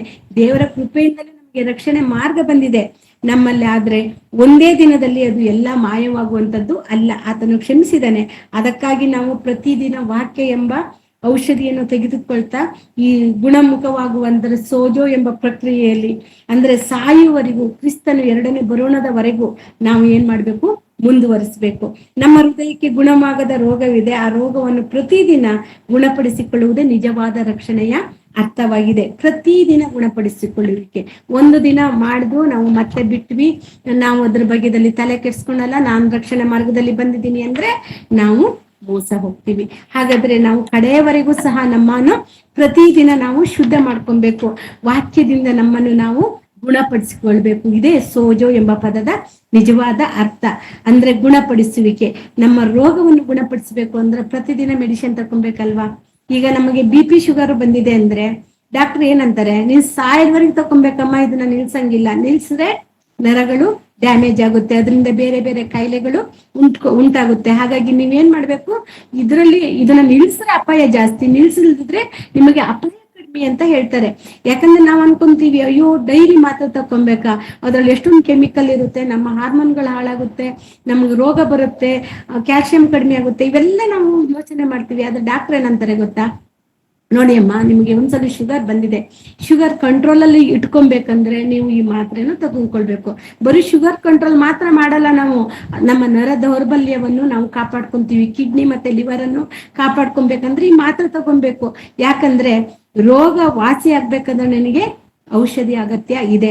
ಅದೇ ರೀತಿಯಾಗಿ ನಮ್ಮ ಜೀವನದಲ್ಲಿ ಪಾಪ ಎಂಬ ರೋಗ ವಾಸಿ ಆಗ್ಬೇಕು, ಸಂಪೂರ್ಣವಾಗಿ ಗುಣ ಹೊಂದಿ ನಾವು ದೇವರಲ್ಲಿ ಸಂಪೂರ್ಣರಾಗ್ಬೇಕು ಅಂತ ಹೇಳಿದ್ರೆ ನಾವು ಪ್ರತಿನಿತ್ಯ ವಾಕ್ಯ ಧ್ಯಾನ ಮಾಡ್ಬೇಕು. ಮೊನ್ನೆನೂ ನಾವು ನೋಡ್ಕೊಂಡು ಹಗಲಿರುಳು ಯೆಹೋವನ ಧರ್ಮಶಾಸ್ತ್ರದಲ್ಲಿ ಆನಂದಿಸ್ಬೇಕು ಅಂತೇಳಿ, ಧ್ಯಾನಿಸ್ಬೇಕು. ಆನಂದಿಸುವವನೇ ಧನ್ಯನು ಅಂತ ಹೇಳಿದ್ವಿ. ಅಂದ್ರೆ ಪ್ರತಿನಿತ್ಯ ಮಾಡುವಂತ ಪ್ರಕ್ರಿಯೆ ಈ ರಕ್ಷಣೆ. ಇದು ಒಂದು ದಿನದ ಮಾತಲ್ಲ. ನಾವೀಗ ಸೆಕೆಂಡ್ ಪಾರ್ಟಿಗೆ ಬರೋದಾದ್ರೆ, ರಕ್ಷಣೆ ಕೇವಲ ಆರಂಭ ಅಲ್ಲ, ಕಡೆಯವರೆಗಿನ ಪ್ರಯಾಣ ಅನ್ನೋದನ್ನು ನಾವು ನೋಡ್ಕೊಳ್ಳೋಣ.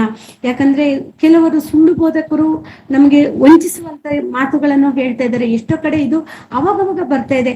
ನಾವು ಯೇಸು ಕ್ರಿಸ್ತವನ್ನು ಅಂಗೀಕಾರ ಮಾಡಿದ್ದೇವೆ, ದೀಕ್ಷೆ ಸ್ನಾನ ತೆಗೆದುಕೊಂಡಿದ್ದೀವಿ, ನಾವು ರಕ್ಷಣೆ ಹೊಂದಿದ್ದೇವೆ. ನಾವು ರಕ್ಷಣೆ ಹೊಂದಿದವರಿಗೆ ದೇವರು ವಾಗ್ದಾನ ಮಾಡಿದ್ದೇನು? ನಿತ್ಯ ಜೀವವನ್ನು ಕೊಡ್ತೀನಿ ಅಂತ.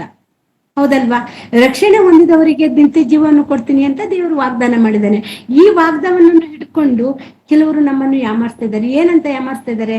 ನೀನು ರಕ್ಷಣೆ ಹೊಂದಿದೀಯಪ್ಪ, ದೀಕ್ಷಾ ಸ್ನಾನ ತಕೊಂಡಿದೀಯಾ, ನಿನ್ಗೆ ಇನ್ನೇನಕ್ಕೆ ಭಯ, ನೀನು ರಕ್ಷಣೆ ಹೊಂದಿದೀಯ.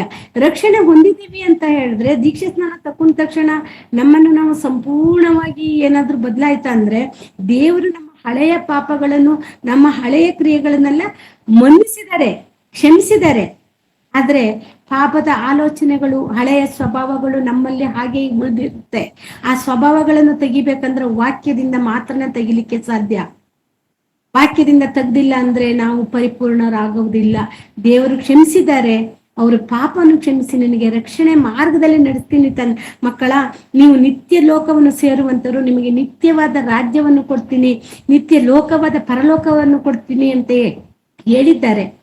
ಆ ದಾರಿಯಲ್ಲಿ ನಾವು ನಡಿಬೇಕು ಅಂತ ಹೇಳಿದ್ರೆ ಪ್ರತಿದಿನ ನಮ್ಮ ಈ ರಕ್ಷಣೆ ಮಾರ್ಗ ಅನ್ನೋದು ಒಂದು ದಿನದ ಪ್ರಕ್ರಿಯೆ ಅಲ್ಲ, ನಮ್ಮ ಜೀವ ಇರುವವರೆಗೂ ಪ್ರತಿದಿನ ನಡೆಯುವಂತ ಪ್ರಕ್ರಿಯೆನೇ ಈ ರಕ್ಷಣೆ ಮಾರ್ಗವಾಗಿದೆ. ಹಾಗಿರುವಾಗ ಇದು ದೇವರಿಂದಲೇ ಬಂದಿದ್ದು ನಿಜ. ಯಾಕಂದ್ರೆ ನಾವು ಅದು ನಮ್ಮಿಂದ ಸಾಧ್ಯ ಅಲ್ಲ. ಈ ರಕ್ಷಣೆ ಅನ್ನೋದು ನಮ್ಮಿಂದ ನಾವು ಸ್ವತಃ ನಮ್ಮ ಸಾಮರ್ಥ್ಯದಿಂದ ನಾವು ಪಡೆದ ಅಥವಾ ಸತ್ಕಾರ್ಯದಿಂದ ನಾವು ಪಡ್ಕೊಳ್ತೀವಿ ಅಂದ್ರೆ ಖಂಡಿತವಾದ ನಾವು ಸುಳ್ಳುಗಾರರಾಗ್ತೀವಿ. ಯಾಕಂದ್ರೆ ರಕ್ಷಣೆ ಅನ್ನೋದು ಬಂದಿದ್ದು ದೇವರಿಂದಲೇ. ಅದನ್ನ ಯಾವ ರೀತಿಯಲ್ಲಿ ನಾವು ನೋಡ್ಬೋದಂದ್ರೆ ಎಫೆಸದರ ಬರೆದ ಪತ್ರಿಕೆಯಲ್ಲಿ 2ನೇ ಅಧ್ಯಾಯ 8-9 ವಾಕ್ಯವನ್ನು ಓದಿ ನೋಡೋಣ. ಎಫೆಸದವರಿಗೆ ಬರೆದ ಪತ್ರಿಕೆ 2ನೇ ಅಧ್ಯಾಯ 8 ಮತ್ತು 9ನೇ ವಚನವನ್ನು ತೆಗೆದು ನೋಡಿ. ನಂಬಿಕೆಯ ಮೂಲಕ ಕೃಪೆಯಿಂದಲೇ ರಕ್ಷಣೆ ಹೊಂದಿದವರಾಗಿದ್ದೀರಿ. ಆ ರಕ್ಷಣೆಯು ನಿಮ್ಮಿಂದುಂಟಾದದ್ದಲ್ಲ, ಅದು ದೇವರ ವರವೇ. ಅದು ಪುಣ್ಯಕ್ರಿಯೆಗಳಿಂದ ಉಂಟಾದದ್ದಲ್ಲ, ಆದದರಿಂದ ಹೊಗಳಿಕೊಳ್ಳುವುದಕ್ಕೆ ಯಾರಿಗೂ ಆಸ್ಪದವಿಲ್ಲ. Thank you brother. ಇಲ್ಲಿ ನಮಗೆ ಸಂಪೂರ್ಣವಾಗಿ ದೇವರು ಎಷ್ಟು ಸ್ಪಷ್ಟವಾಗಿ ಹೇಳಿದ್ದಾರೆ ಅಂದ್ರೆ ರಕ್ಷಣೆ ಅನ್ನೋದು ನಮ್ಮಿಂದ ಬಂದಿದ್ದು ಅಲ್ಲ, ನಾವು ನಮ್ಮ ಪುಣ್ಯಕ್ರಿಯೆಯಿಂದ ನಾವು ತೆಗೆದುಕೊಂಡಿದ್ದಲ್ಲ, ನಂಬಿಕೆಯ ಮೂಲಕ ಕೃಪೆಯಿಂದಲೇ ರಕ್ಷಣೆ ಹೊಂದಿದವರಾಗಿದ್ದೇವೆ. ಆ ರಕ್ಷಣೆಯು ನಮ್ಮಿಂದ ಉಂಟಾದದ್ದಲ್ಲ, ಅದು ದೇವರಿಂದಲೇ, ದೇವರ ವರವೇ. ಅದು ಪುಣ್ಯಕ್ರಿಯೆಯಿಂದ ಉಂಟಾದದ್ದಲ್ಲ, ಆದ್ದರಿಂದ ಹೊಗಳಿಕೊಳ್ಳುವುದಕ್ಕೆ ನಮಗೆ ಆಸ್ಪದ ಇಲ್ಲ. ರಕ್ಷಣೆ ದೇವರಿಂದ ಬಂದ ಉಚಿತ ವರ ನಿಜ, ಅದು ದೇವರಿಂದ ಸಿಕ್ಕಿದೆ ವಿನಃ ನಮ್ಮ ಸ್ವಪ್ರಯತ್ನದಿಂದ ಅಥವಾ ನಾವು ಏನೋ ದೊಡ್ಡ ಸತ್ಕಾರ್ಯಗಳನ್ನು ಮಾಡಿದ್ದೀವಿ ಅಂತೇಳಿ ದೇವರು ನಮಗೆ ಅದನ್ನ ಕೊಟ್ಟಿಲ್ಲ. ಪಾಪಿಗಳಾದ ನಮ್ಮನ್ನು ರಕ್ಷಣೆ ಮಾರ್ಗದಲ್ಲಿ ಕರ್ಕೊಂಡಿದ್ದು ಅವರ ಕೃಪೆ, ಅವರ ಮಗನ ರಕ್ತದಿಂದ ನಮ್ಮನ್ನು ಕೊಂಡ್ಕೊಂಡಿದ್ದಾರೆ. ಯೇಸು ಸ್ವಾಮಿಯ ಮೂಲಕವಾಗಿ ನಮ್ಮನ್ನು ಕೊಂಡ್ಕೊಂಡು ನಮ್ಮನ್ನು ರಕ್ಷಣೆ ಮಾರ್ಗದಲ್ಲಿ ನಡೆಸ್ತಾ ಇರುವುದು ತಂದೆಯು ಕೊಟ್ಟಿರುವಂತ ಕೃಪೆ. ಹಾಗಾಗಿ ಇದು ನಮ್ಮಿಂದ ಪಡೆದಿದ್ದು ಖಂಡಿತವಾಗಿ ಅಲ್ಲ. ರಕ್ಷಣೆ ಉಚಿತವಾಗಿ ಕೃಪೆಯಿಂದ ಸಿಕ್ಕಿದೆ ನಿಜ, ಆದ್ರೆ ಒಮ್ಮೆ ದೀಕ್ಷಾ ಸ್ನಾನ ತೆಗೆದುಕೊಂಡು ಕೊಂಡ್ರೆ ಮುಗೀತು. ಆತ್ಮ ಮಾತ್ರ ದೇಹದ ಹತೋಟಿಗೆ, ದೇವರ ಹತೋಟಿಗೆ ಹೋಗುತ್ತದೆ. ಶರೀರ ಹೇಗಿದ್ರು ಅದು ಮಣ್ಣಿಗೆ ಸೇರುತ್ತಲ್ಲ, ಹೇಗಿದ್ರು ಪರವಾಗಿಲ್ಲ ಎಂದು ಏನಾದ್ರು ಸುಳ್ಳು ಬೋಧಕರು ಕೆಲವರು ಹೇಳ್ತಾ ಇದ್ದಾರೆ. ಇದನ್ನ ಕೆಲವರು ವಾದನು ಮಾಡ್ತಾ ಇದ್ದಾರೆ. ನಾವು ರಕ್ಷಣೆ ಕೊಂಡ್ರ ಮೇಲೆ ಮುಗೀತು, ನಮ್ಮ ಆತ್ಮ ರಕ್ಷಣೆ ಹೊಂತು. ಆತ್ಮ ರಕ್ಷಣೆ ಹೊಂದಿದೆ ಅಂದ್ರೆ ಮತ್ತೆ ರಕ್ಷಣೆ ಹೊಂದಿದವರಿಗೇನೆ ಪರಲೋಕದಲ್ಲಿ ಜಾಗ ಕೊಡುವುದು ಅಂತ ದೇವ್ರು ಹೇಳಿದಾನಲ್ಲ. ಮತ್ತೆ ನೀವು ಶರೀರ ಯಾಕೆ ಅದಕ್ಕೆ ಸೇರ್ತೀರಾ? ಶರೀರ ಮಣ್ಪಾಲಾಗುವುದು, ಆತ್ಮ ಮಾತ್ರ ದೇವರ ಬಳಿಗೆ ಹೋಗುವುದು. ಹಾಗಾಗಿ ಆತ್ಮ ಒಂದು ರಕ್ಷಣೆ ಹೊಂದ್ರೆ ಸಾಕು, ಶರೀರ ಬೇಡ ಅನ್ನುವಂಥವ್ರು ತುಂಬಾ ಜನ ಇದ್ದಾರೆ, ಅದು ಕೆಲವರು ಇದ್ದಾರೆ. ಅದನ್ನ ನಾವು ಆ ಹೇಳಿಕೆಯನ್ನು ನಾವು ಕಿವಿಗೊಟ್ಟು ಕೇಳ್ಬೇಕು. ಏನಂತ ಹೇಳಿದ್ರೆ ಅದು ಸುಳ್ಳು ಬೋಧನೆ. ಆತ್ಮ ಮತ್ತೆ ದೇಹ ಎರಡರಲ್ಲೂ ನಮಗೆ ನರಕಕ್ಕೆ ಹಾಕುವಂತ ಶಕ್ತಿ ದೇವರ ಕೈಯಲ್ಲಿದೆ ಅನ್ನೋದು ನಮಗೆ ಗೊತ್ತಿದೆ. ವಾಕ್ಯ ನೋಡೋದೇನ್ ಬೇಡ ನಮಗೆ. ಮತ್ತೆ ಆತ್ಮ ಮತ್ತೆ ದೇಹ ಎರಡನ್ನೂ ಸಹ ನರಕದಲ್ಲಿ ಹಾಕುವ ಅಧಿಕಾರ ದೇವರಿಗೆ ಮಾತ್ರ ಇರೋದು. ಬರೀ ಆತ್ಮವನ್ನು ನಾನು ರಕ್ಷಣೆ ಹೊಂದಿದ್ದೀನಿ, ನಾನು ದೀಕ್ಷಾ ಸ್ಥಾನ ತಗೊಂಡಿದ್ದೀನಿ, ನನ್ನ ಹಳೆ ಪಾಪ ಎಲ್ಲ ದೇವರು ಕ್ಷಮಿಸ್ಬಿಟ್ಟಿದ್ದಾರೆ, ನಾನು ರಕ್ಷಣೆ ಹೊಂದಿದ್ದೀನಿ ಅಂತ ನಾವು ಯಾಮಾರಿದ್ರೆ ದೇವ್ರು ಹೇಳ್ತಾನೆ, ಈ ಬೈಬಲ್ ಅನ್ನು ನಿಮ್ಗೆ ಏನಕ್ಕೆ ಕೊಟ್ಟೆ? ಇದ್ರ ಹಿಂದ್ಗಡೆ ಎಷ್ಟು ಭಕ್ತರ ತ್ಯಾಗ ಇದೆ, ಎಷ್ಟು ಭಕ್ತರು ಪ್ರಾಣ ಕೊಟ್ಟಿದ್ದಾರೆ, ಎಷ್ಟು ಭಕ್ತರು ರಕ್ತ ಸುರಿಸಿದ್ದಾರೆ, ಎಷ್ಟು ಕುಟುಂಬಗಳು ಬೀದಿಗೆ ಬಂದಿದೆ.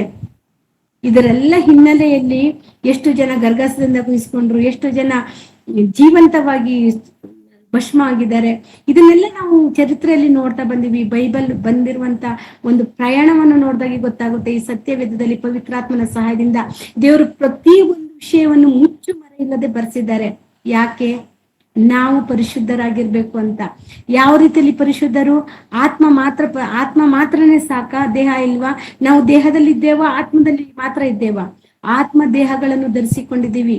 ಹಾಗಾಗಿ ನಾವು ಆತ್ಮ ಮತ್ತೆ ದೇಹ ಎರಡು ಪರಿಶುದ್ಧವಾಗಿರ್ಬೇಕು. ನಾವು ಮೋಸ ಹೋಗ್ಬಾರ್ದು.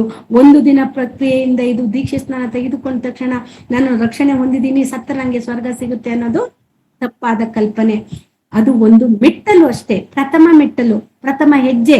ಒಂದು ಒಳ್ಳೆ ಕಾರ್ಯವನ್ನು ಮಾಡ್ಬೇಕು ಅಂದ್ರೆ ಒಂದು ಮೊದಲ ಹೆಜ್ಜೆ ಅದು.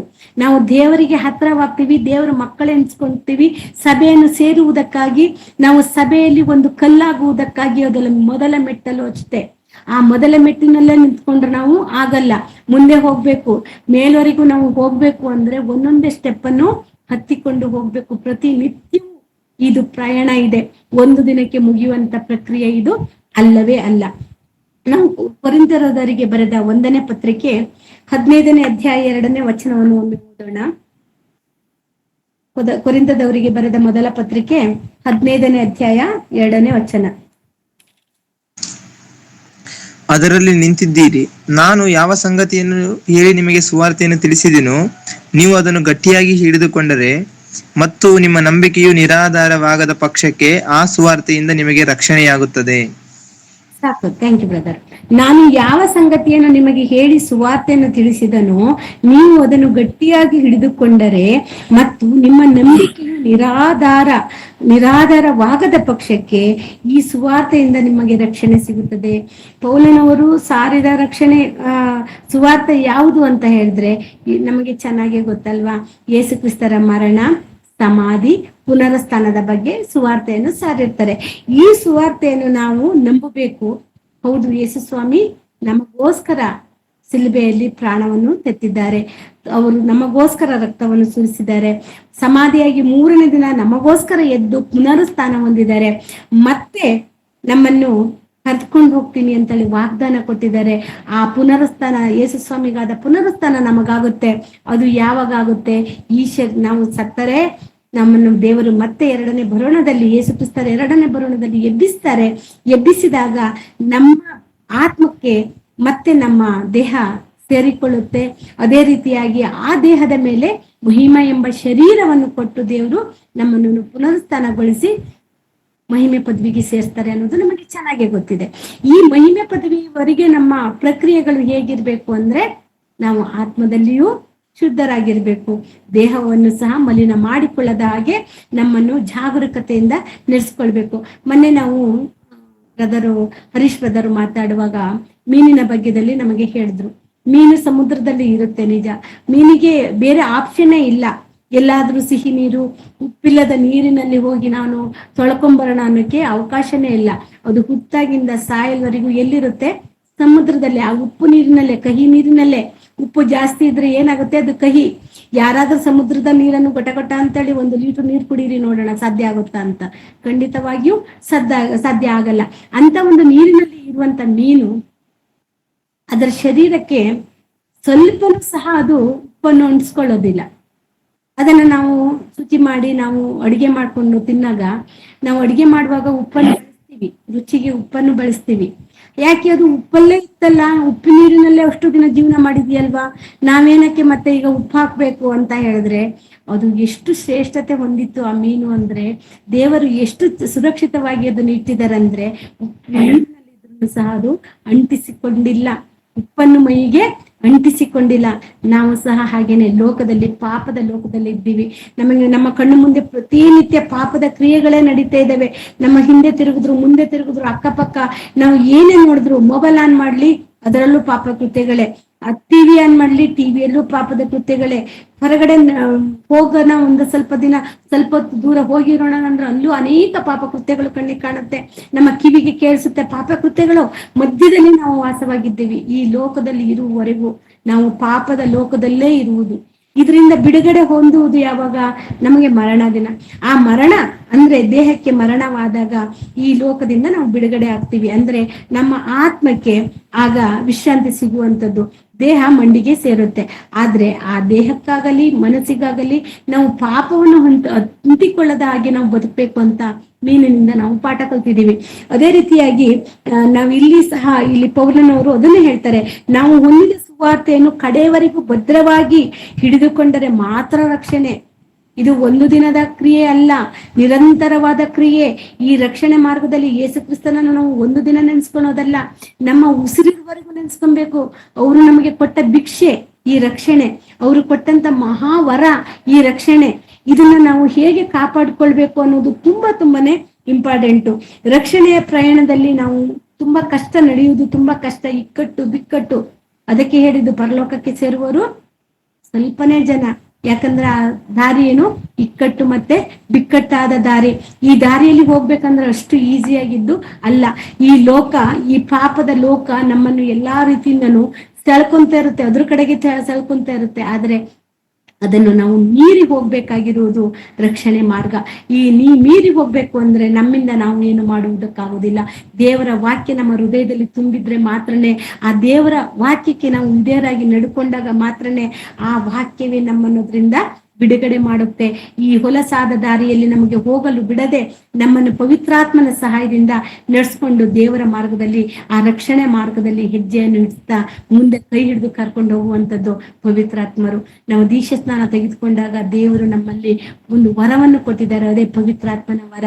ಆ ಪವಿತ್ರಾತ್ಮರು ನಮ್ಮೊಳಗೆ ಇರುವಾಗ ಮಾತ್ರ ನಾವು ರಕ್ಷಣೆ ಹೊಂದಬೇಕು. ಹೌದು, ಖಂಡಿತವಾಗಿ ನಮ್ಮನ್ನು ನಾವು ರಕ್ಷಿಸಿಕೊಳ್ಳುವುದು ಅಷ್ಟು ಈಜಿಯಾದ ಮಾತು ಅಲ್ಲ. ನಾವು ದೀಕ್ಷಾ ಸ್ನಾನ ತಗೊಂಡಿದೀವಿ, ಚರ್ಚಿಗೆ ವಾರ ಹೋಗ್ತೀವಿ, ಕಮ್ಯುನಿಯನಲ್ಲಿ ಭಾಗವಹಿಸ್ತೀವಿ, ನಮಗೆ ರಕ್ಷಣೆ ಮಾರ್ಗ, ನಾವು ರಕ್ಷಣೆ ಹೊಂದಿದ್ದೀವಿ, ನಮ್ಮ ಈಗಲೇ ಸತ್ರು ನಮಗೆ ಸ್ವರ್ಗ ಸಿಗುತ್ತೆ. ನಾವು ಭ್ರಮೆಯಲ್ಲಿರ್ಬಾರ್ದು. ಆ ಸ್ವರ್ಗ ಅನ್ನೋದು, ಈ ಪರಲೋಕ ಅನ್ನೋದು, ನಿತ್ಯ ಜೀವ ಅನ್ನೋದು ಅಷ್ಟು ಈಜಿಯಾಗಿ ಸಿಗುವಂತ ಫಲ ಅಲ್ಲ. ಆ ಫಲಕ್ಕಾಗಿ ಎಲ್ಲರೂ ತನ್ನನ್ನು ತಾನು ಸಾಯಿಸಿಕೊಂಡಿದ್ದಾರೆ, ತಿವಿಸಿಕೊಂಡಿದ್ದಾರೆ. ಈ ಲೋಕದಲ್ಲಿ ಬರುವಂತ ಎಲ್ಲ ಅಪವಾದ, ನಿಂದೆ ಎಲ್ಲವನ್ನು ಸಹಿಸಿಕೊಂಡು ಕೊನೆವರೆಗೆ ತಾಳಿದವನಿಗೆ ಮಾತ್ರನೇ ರಕ್ಷಣೆ ಸಿಗೋದು. ಹಾಗಾಗಿ ಪ್ರಿಯರೇ, ಈ ರಕ್ಷಣೆ ಮಹತ್ವವನ್ನು ನಾವು ತುಂಬಾ ಚಿಕ್ಕದಾಗಿ ತೆಗೆದುಕೊಳ್ಬಾರ್ದು. ಅದು ಬೆಲೆ ಉಳ್ಳದ್ದು, ಮಹತ್ವವಾಗಿದ್ದು. ಅದು ಪರಲೋಕದ ಮುತ್ತು. ಪರಲೋಕ ಅಂತ ಹೇಳಿದ್ರೆ ಅದು ಮುತ್ತಿಗೆ ಹೋಲಿಸಿದರೆ ನಾವು ಎಷ್ಟೋ ಸಾಮ್ಯ ರೂಪವನ್ನು ನೋಡಿದ್ದೀವಿ. ಅದಕ್ಕೆ ನಾವು ಯಾರು ಬೆಲೆ ಕಟ್ಟುವುದಕ್ಕೆ ಆಗುವುದಿಲ್ಲ. ನಮ್ಮಿಂದ ಅದು ಬೆಲೆ ಕಟ್ಟಿ ಕೊಂಡುಕೊಳ್ಳುವಂತ ವಸ್ತು ಪರಲೋಕ ಅನ್ನೋದಲ್ಲ. ನಿತ್ಯ ಜೀವ ರಕ್ಷಣೆ ಅನ್ನೋದು ಅಷ್ಟು ಮಹತ್ವವಾಗಿದ್ದು ಅದರ ಬಗ್ಗೆ ನಮಗೆ ಎಚ್ಚರಿಕೆ ಇರಬೇಕು. ರಕ್ಷಣೆ ಕಡೆವರೆಗೆ ಈಗ ನಾವು ಮತ್ತೆ ಬರೆದ ಸುವಾರ್ತೆಯಲ್ಲಿ ನೋಡ್ಬೋದು, 24ನೇ ಅಧ್ಯಾಯ 13ನೇ ವಚನವನ್ನು ನೋಡೋಣ. ಮತ್ತೆಯ ಬರೆದ ಸುವಾರ್ತೆ 24ನೇ ಅಧ್ಯಾಯ 13ನೇ ವಚನವನ್ನು ತೆಗೆದು ನೋಡೋಣ. ಆದರೆ ಕಡೆಯವರೆಗೂ ತಾಳುವವನು ರಕ್ಷಣೆ ಹೊಂದುವನು. Thank you brother. ಆದರೆ ಕಡೆಯವರೆಗೆ ತಾಳುವನು ರಕ್ಷಣೆ ಹೊಂದುವನು. ನಮ್ಮ ನಂಬಿಕೆ ನಿರಾಧಾರವಾಗದ ಅಂತೆ ಈ ಸುವಾರ್ತೆಯನ್ನು ಬಿಗಿಯಾಗಿ ಹಿಡಿದುಕೊಂಡಾಗ ಮಾತ್ರ ನಮಗೆ ಅಂತಿಮ ಜಯ, ಮಹಿಮೆ ಶರೀರವು ಸಿಗುತ್ತದೆ. ಅಂದ್ರೆ ನಾವು ಕೊನೆಯವರೆಗೆ ದೇವರ ವಾಕ್ಯದ ಮೇಲೆ, ಸುವಾರ್ತೆಯ ಮೇಲೆ ಭರವಸೆ ಇಟ್ಟು, ಯೇಸು ಸ್ವಾಮಿ ಹೇಳಿದ ಮಾತಿನಲ್ಲಿ ಭರವಸೆ ಇಟ್ಟು, ನಿತ್ಯವೂ ನಾವು ಏನೇ ಬಂದ್ರು, ಏನೇ ಹೋದ್ರು, ಎಂತ ಸಂಕಷ್ಟ ಇದ್ರು ನಾವು ಅದನ್ನ ದಾಟ್ಕೊಂಡು ದೇವರ ಮುಂದೆ ನಾವು ಹೋಗ್ಬೇಕಾಗಿದೆ. ಹಾಗಾಗಿ ನಮ್ಮ ಶರೀರ, ಆತ್ಮ, ಪ್ರಾಣ ಇವನ್ನ ಕಾಪಾಡ್ಕೊಳ್ಬೇಕು. ನಾವು ಇದನ್ನ ಕಾಪಾಡ್ಕೊಳ್ಳೋದು ನಮ್ಮ ಕೈಯಲ್ಲಿ ಇಲ್ಲ. ರಕ್ಷಣೆ ಅನ್ನೋದು ದೇವರ ಕೃಪೆ. ಅದನ್ನ ಉಳಿಸಿಕೊಂಡು ಹೋಗುವುದು ದೊಡ್ಡ ಪ್ರಾಯಸ.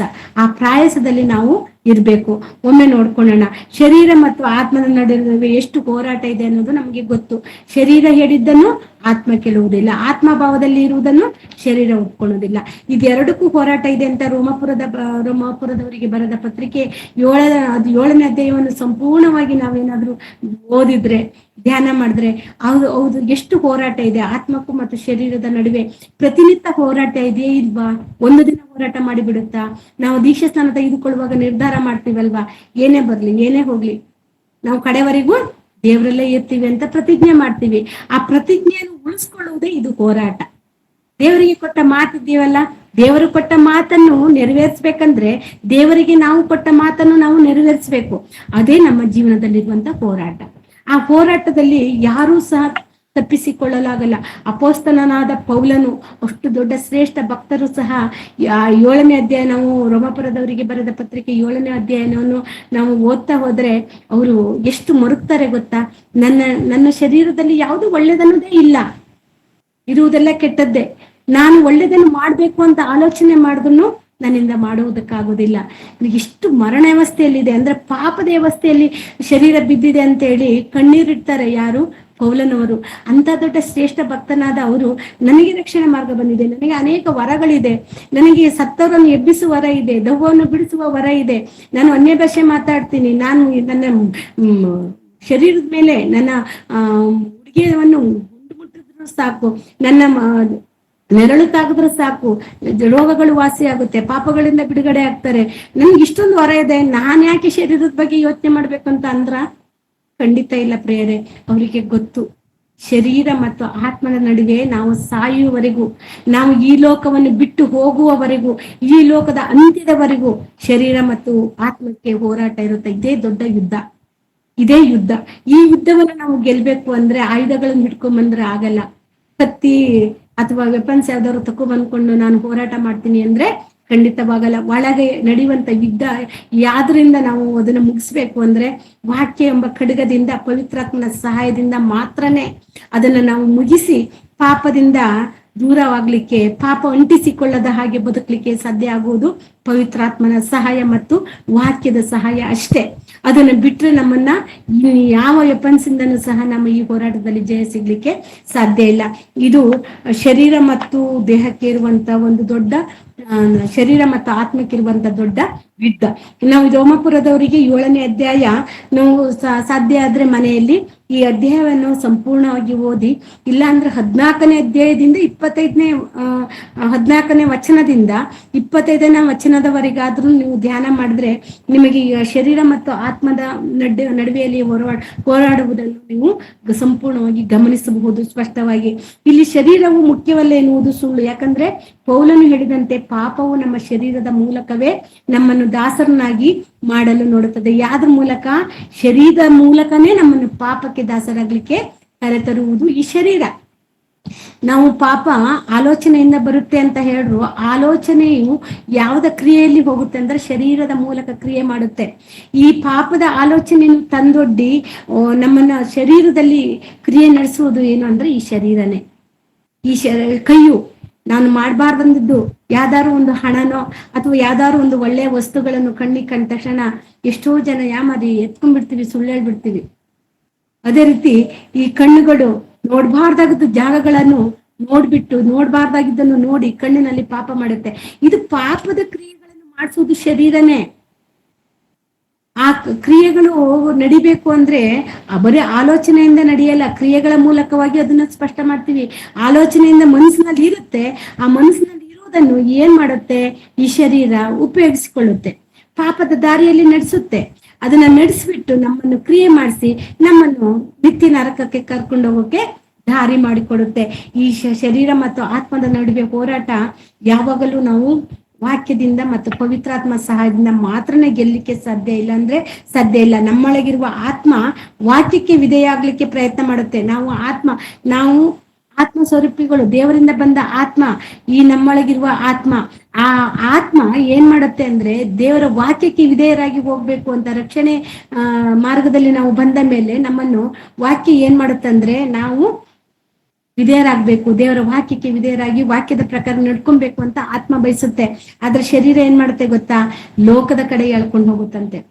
ಎತ್ತು ಏರಿಗೆ ಓರಿ ನೀರಿಗೆ ಅನ್ನೋಂತ ಒಂದು ಪದ ಇದೆಯಲ್ಲ, ಎತ್ತು ಏನ್ ಮಾಡುತ್ತೆ? ಅದು ನೀರಲ್ಲಿ ಇರಕ್ಕೆ ಇಷ್ಟಪಡಲ್ಲ, ಅದು ಏರಿ ಮೇಲೆ ಎಳ್ಕೊಂಡೋಗುತ್ತೆ ಎತ್ತು, ಹುಲ್ಲು ಮೇಯಣ ಅಂತೇಳಿ.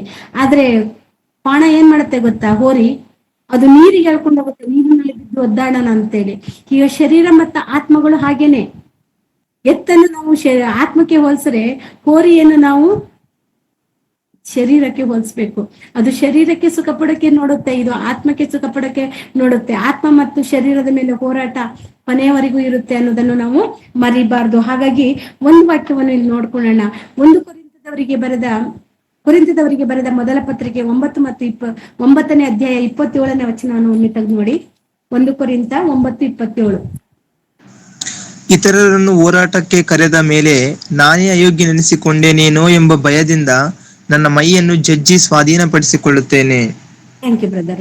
ಇಲ್ಲಿ ಪೌಲನವರು ಎಷ್ಟು ಸ್ಪಷ್ಟವಾಗಿ ಹೇಳ್ತಾರೆ, ಇತರರನ್ನು ಹೋರಾಟಕ್ಕೆ ಕರೆದ ಮೇಲೆ ಅವ್ರೇನಾರ ಯುದ್ಧ ಮಾಡಕ್ ಕರೆದಿದ್ರ, ಇಲ್ಲಿ ಹೋರಾಟ ಅಂತ ಪದ ಉಪಯೋಗಿಸ್ತಾ ಇದಾರಲ್ಲ, ಯುದ್ಧ ಮಾಡಕ್ ಕರೆದಿದಾರ ಅಲ್ಲ, ಈ ಶರೀರ ಆತ್ಮಗಳ ನಡುವೆ ಇರುವಂತ ಹೋರಾಟದ ಬಗ್ಗೆ ಮಾತಾಡ್ತಾ ಇದ್ದಾರೆ ಪೌಲನವರು. ನಾನು ಇತರರನ್ನು ಯಾರನ್ನ ಕರೆದಿದ್ದಾರೆ, ಎಲ್ಲರಿಗೂ ಸುವಾರ್ತೆ ಮೂಲಕವಾಗಿ ದೇವರ ಮಾರ್ಗಕ್ಕೆ ತಿರುಸ್ಲಿಕ್ಕೆ ತಾನೇ ಪೌಲನವರು ಪ್ರಯಾಸ ಪಡ್ತಾ ಇರೋದು. ಊರಿಗೆ ನಡ್ಕೊಂಡೋಗಿ ಅಷ್ಟೊಂದು ಸಮುದ್ರ ಮಾರ್ಗದಲ್ಲಿ ಅಷ್ಟೊಂದು ಕಿಲೋಮೀಟರ್ ಗಟ್ಟಲೆ ಕಾಂಡಗಳಿಗೆ ಹೋಗಿ, ಒಂದು ದೇಶದಲ್ಲಿ ಅವರು ಸುವಾರ್ತೆ ಮಾಡಿಲ್ಲ, ಕಾಂಡದಲ್ಲಿ ನಡ್ಕೊಂಡೋಗಿ ಅವರು ಸುವಾರ್ತೆ ಸಾರಿದ್ದು ಏನಕ್ಕೆ? ಇತರರನ್ನು ಹೋರಾಟಕ್ಕೆ ಕರೆದಿದ್ದು. ಯಾರ ಜೊತೆ ಹೋರಾಟ ಇದು? ನಮ್ಮ ಆತ್ಮ ಮತ್ತು ಶರೀರದಲ್ಲಿ ನಡೆಯುವಂತ ಹೋರಾಟಕ್ಕೆ ಕರೆದಿದ್ದು. ಈಗ ಇವನ್ನೆಲ್ಲ ಕರೆದ್ಬಿಟ್ಟು ನಾನೇ ಎಲ್ಲರ ಅಯೋಗ್ಯ ಅನ್ಸ್ಕೊಂತೀನೇನು ಅಂತೇಳಿ ತನ್ನ ಶರೀರವನ್ನು, ತನ್ನ ಮೈಯನ್ನು ಜಜ್ಜಿಕೊಂಡರಂತೆ. ಅವರು ತನ್ನನ್ನು ತಾನು ತಗ್ಗಿಸಿಕೊಂಡ್ರು, ಜಜ್ಜಿಕೊಂಡ್ರು. ಇಲ್ಲಿ ನಾವು ರೊಟ್ಟಿಯನ್ನು ತಿಂತೀವಿ, ಪ್ರತಿ ವಾರ ರೊಟ್ಟಿ ದ್ರಾಕ್ಷಿ ರಸವನ್ನು ತಿಂತೀವಿ. ರೊಟ್ಟಿ ಹೇಗೆ ಬಂತು ಅಂತ ನಮಗೆ ಗೊತ್ತಿದೆ ಅಲ್ವಾ? ಗೋಧಿ ಕಾಳನ್ನು ಜಜ್ಜಿ ಪುಡಿ ಮಾಡೋದ್ರಿಂದ ಆ ರೊಟ್ಟಿ ಆಗುತ್ತೆ. ಅದೇ ರೀತಿ ದ್ರಾಕ್ಷಿ ಹಣ್ಣನ್ನು ಕ್ರಶ್ ಮಾಡೋದ್ರಿಂದ ನಮಗೆ ದ್ರಾಕ್ಷಿ ರಸ ಸಿಗುತ್ತೆ. ಇಲ್ಲಿ ನಮ್ಮ ಶರೀರವನ್ನು ಜಜ್ಜಿಕೊಳ್ಬೇಕು, ಕ್ರಶ್ ಮಾಡ್ಬೇಕು, ಪುಡಿ ಮಾಡ್ಬೇಕು. ಹೇಗೆ? ವಾಕ್ಯದ ಮೂಲಕ ನನ್ನೊಳಗಿರುವಂತ ಪಾಪಗಳನ್ನು ಪುಡಿ ಮಾಡಿ ಹೊರಗಡೆ ಎಸಿಬೇಕು. ಅದನ್ನ ಜಜ್ಜಿಕೊಳ್ದೆ ಹೋದ್ರೆ ದೇವರಿಗೆ ನಾವು ಯೋಗ್ಯರಾಗಿ ನಡ್ಕೊಳ್ಲಿಕ್ಕೆ ಸಾಧ್ಯ ಇಲ್ಲ ಪ್ರಿಯರೇ. ಆತ್ಮ ಮತ್ತು ಶರೀರ ಹೋರಾಟ ಎಷ್ಟಿದೆ ಅಂದ್ರೆ ಪೌಲನವರು ಅದಕ್ಕೆ ನನ್ನ ಮೈಯನ್ನು ತಾನೇ ಜಜ್ಜಿ ಸ್ವಾಧೀನಪಡಿಸ್ಕೊಂಡ ನಮ್ಮ ಹತೋಟಿಗೆ ತೆಗೆದುಕೊಳ್ಬೇಕು. ನಮ್ಮ ಹತೋಟಿಗೆ ತೆಗೆದುಕೊಂಡಿಲ್ಲ ಅಂದ್ರೆ ನಾವು ಮಾಯದಲ್ಲಿದ್ದೇವೆ ಅಂತ ಅರ್ಥ. ಶರೀರದ ಆಸೆಗಳು, ಕೋರಿಕೆಗಳು, ಇಚ್ಛೆಗಳು, ಚಟಗಳು ನಮ್ಮನ್ನು ದಾರಿ ತಪ್ಪಿಸುತ್ತೆ. ಆ ಶರೀರವನ್ನು ನಿಗ್ರಹಿಸುವುದು ಅಷ್ಟು ಸುಲಭ ಅಲ್ಲ. ಶರೀರ ಎಷ್ಟು ಕಠಿಣವಾಗಿದ್ದು ಅಂದ್ರೆ ನಾವು ಮಾಡಬಾರದಂತ ಏನ್ ಅಂತೀವೋ ಅದನ್ನೇ ಮಾಡು ಅಂತೇಳಿ ಪ್ರೇರೇಪಣೆ ಕೊಡುವಂತದ್ದೇ ಈ ಶರೀರ. ಈ ಶರೀರವನ್ನು ಜಜ್ಜುವುದಂದ್ರೆ ಅದನ್ನೆಲ್ಲ ಕಂಟ್ರೋಲ್ ಮಾಡುವಂಥದ್ದು.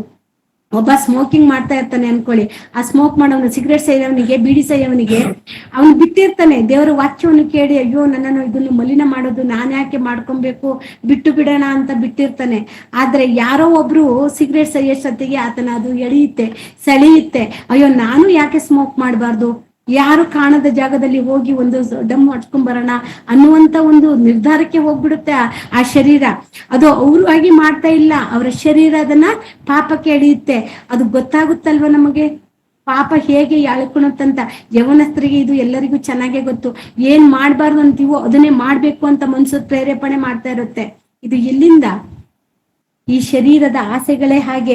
ಅದನ್ನು ನಾವು ಜಜ್ಜಿ ನಾವು ಸ್ವಾಧೀನಪಡಿಸ್ಕೊಳ್ಬೇಕು, ನಮ್ಮ ಹಿಡಿತದಲ್ಲಿ ಅದನ್ನ ಇಟ್ಟುಕೊಳ್ಳಬೇಕು. ಎಷ್ಟು ಪಾಪ ಮಾಡಿಸುತ್ತಂದ್ರೆ ನಮಗೆ ಗೊತ್ತಿದ್ದು ಪಾಪದ ದಾರಿಯಲ್ಲಿ ಈ ಶರೀರ ಅನ್ನೋದು ಎಳ್ಕೊಂಡು ಹೋಗ್ತಾ ಇರುತ್ತೆ. ಹಾಗಾಗಿ ಶರೀರ ನಮ್ಮ ಹತೋಟಿಯಲ್ಲಿ ಇರ್ಬೇಕಂದ್ರೆ ಅದನ್ನ ಜಜ್ಜಿಬೇಕು. ಅದಕ್ಕೆ ನಾವು ದಂಡನೆಯನ್ನು ಕೊಡಬೇಕು. ಅದು ದಂಡನೆಯನ್ನು ಕೊಟ್ಟಿಲ್ಲ ಅಂದ್ರೆ ಅದು ಈಸಿಯಾಗಿ ಬಗ್ಗಲ್ಲ. ಕೆಲವರು ಮಾತಿನಿಂದ ಬಗ್ತಾರೆ, ಕೆಲವರಿಗೆ ದಂಡನೆ ಅವಶ್ಯಕತೆ ಇರುತ್ತೆ. ಮಕ್ಕಳನ್ನು ಬೆಳೆಸುವಾಗ 2 ಮಕ್ಳಿದ್ರೆ ಒಬ್ರಿಗೆ ಬರೀ ಬಾಯಿ ಮಾತಿಂದ ತಪ್ಪು ಮಾಡ್ಬೇಡ ಅಂತ ಹೇಳಿದ್ರೆ ಮಾಡಲ್ಲ, ಇನ್ನೊಂದು ಮಗಿಗೆ ಏಟನ್ನು ಕೊಡ್ಬೇಕಾಗುತ್ತೆ. ಯಾಕಂದ್ರೆ ಅದು ಮೊಂಡು. ನಮ್ಮ ಶರೀರ ಮೊಂಡಾಗಿದ್ರೆ ಅದನ್ನ ದಂಡಿಸ್ಬೇಕು, ಅದನ್ನ ಜಜ್ಜಬೇಕು. ಇಲ್ಲ ಅಂದ್ರೆ ಅದು ನಮ್ಮ ಹತೋಟಿಗೆ ಸಿಗುವುದಿಲ್ಲ ಪ್ರಿಯರೇ. ಹಾಗಾಗಿ ಇದನ್ನ ಅಷ್ಟು ಸ್ಪಷ್ಟವಾಗಿ ಹೇಳಿದ್ದಾರೆ. ಈ ರೋಮಪುರದವರಿಗೆ ಬರೆದ ಪತ್ರಿಕೆ 7ನೇ ಅಧ್ಯಾಯ 25ನೇ ವಾಕ್ಯ ಒಮ್ಮೆ ಓದೋಣ. ಅಲ್ಲಿ ನೀವು ಬರ್ಕೊಳ್ಳಿ, 7ನೇ ಅಧ್ಯಾಯ 14ರಿಂದ 25 ಅಂತ ಬರ್ಕೊಳ್ಳಿ. ಓದುವುದು ಮಾತ್ರ ಕೊನೆ 25ನೇ ವಚನವನ್ನು ಮಾತ್ರ ಓದೋಣ. ನಮ್ಮ ಕರ್ತನಾದ 25 ಓದ್ಲಂಟಿ. ಈ ದೇಹದಿಂದ ನನ್ನನ್ನು ಬಿಡಿಸುವವನು ಯಾರು? ಬಿಡಿಸುವವನು ಇದ್ದಾನೆಂಬುದಕ್ಕಾಗಿ ನಮ್ಮ ಕರ್ತನಾದ ಯೇಸು ಕ್ರಿಸ್ತನ ಮೂಲಕ ದೇವರಿಗೆ ಸ್ತೋತ್ರ. ಹೀಗಿರಲಾಗಿ ನನ್ನಷ್ಟಕ್ಕೆ ನಾನೇ ಮನಸ್ಸಿನಿಂದ ದೇವರ ನಿಯಮಕ್ಕೆ ಆಳಾಗಿಯೂ ಶರೀರ ಭಾವದಿಂದ ಪಾಪವೆಂಬ ನಿಯಮಕ್ಕೆ ಆಳಾಗಿಯೂ ನಡ್ಕೊಳ್ಳುವವನಾಗಿದ್ದೇನೆ. Thank you brother. ಇಲ್ಲಿ 2ನೇ ಸಾಲಿನಿಂದ ಹೀಗಿರಲಾಗಿ ನನ್ನಷ್ಟಕ್ಕೆ ನಾನೇ ಮನಸ್ಸಿನಿಂದ ದೇವರ ನಿಯಮಕ್ಕೆ ಆಳಾಗಿಯೂ ಶರೀರ ಭಾವದಿಂದ ಪಾಪ ಎಂದ ನಿಯಮಕ್ಕೆ ಆಳಾಗಿಯೂ ನಡೆದುಕೊಳ್ಳುವನಾಗಿದ್ದೇನೆ. ಇಲ್ಲಿ ಮನಸ್ಸು ಏನ್ ಮಾಡುತ್ತೆ ಅಂದ್ರೆ ನಮ್ಮ ಆತ್ಮ ಏನ್ ಮಾಡುತ್ತೆ? ದೇವರ ನಿಯಮಕ್ಕೆ ಆಳಾಗಿ ಹೋದ್ರೆ ಶರೀರ ಭಾವದಿಂದ ನಾವು ನೋಡುವಾಗ ಪಾಪದಕ್ಕೆ ನಾವು ಹಾಳಾಗ್ತಾ ಇದ್ದೇವೆ. ಈ ತರ ನಮ್ಮನ್ನು ಅದು ಮೋಸ ಮಾಡುತ್ತೆ. ಆದ್ರೆ ಯೇಸು ಸ್ವಾಮಿಯ ಮೂಲಕವಾಗಿ ನಾನು ಎರಡರಿಂದನೂ ಬಿಡುಗಡೆಯನ್ನು, ಇದರಿಂದ ಬಿಡುಗಡೆ ಪಡಿಸ್ಲಿಕ್ಕೆ ಯಾರಿಂದ ಸಾಧ್ಯ ಅಂದ್ರೆ ಯೇಸು ಕ್ರಿಸ್ತರಿಂದ ಮಾತ್ರನೇ ಸಾಧ್ಯ. ಶರೀರ ಆತ್ಮ ಎರಡನ್ನೂ ಸಹ ಶುದ್ಧವಾಗಿಟ್ಕೊಂಡವ್ರಂದ್ರೆ ಯೇಸು ಕ್ರಿಸ್ತರು ಮಾತ್ರನೇ.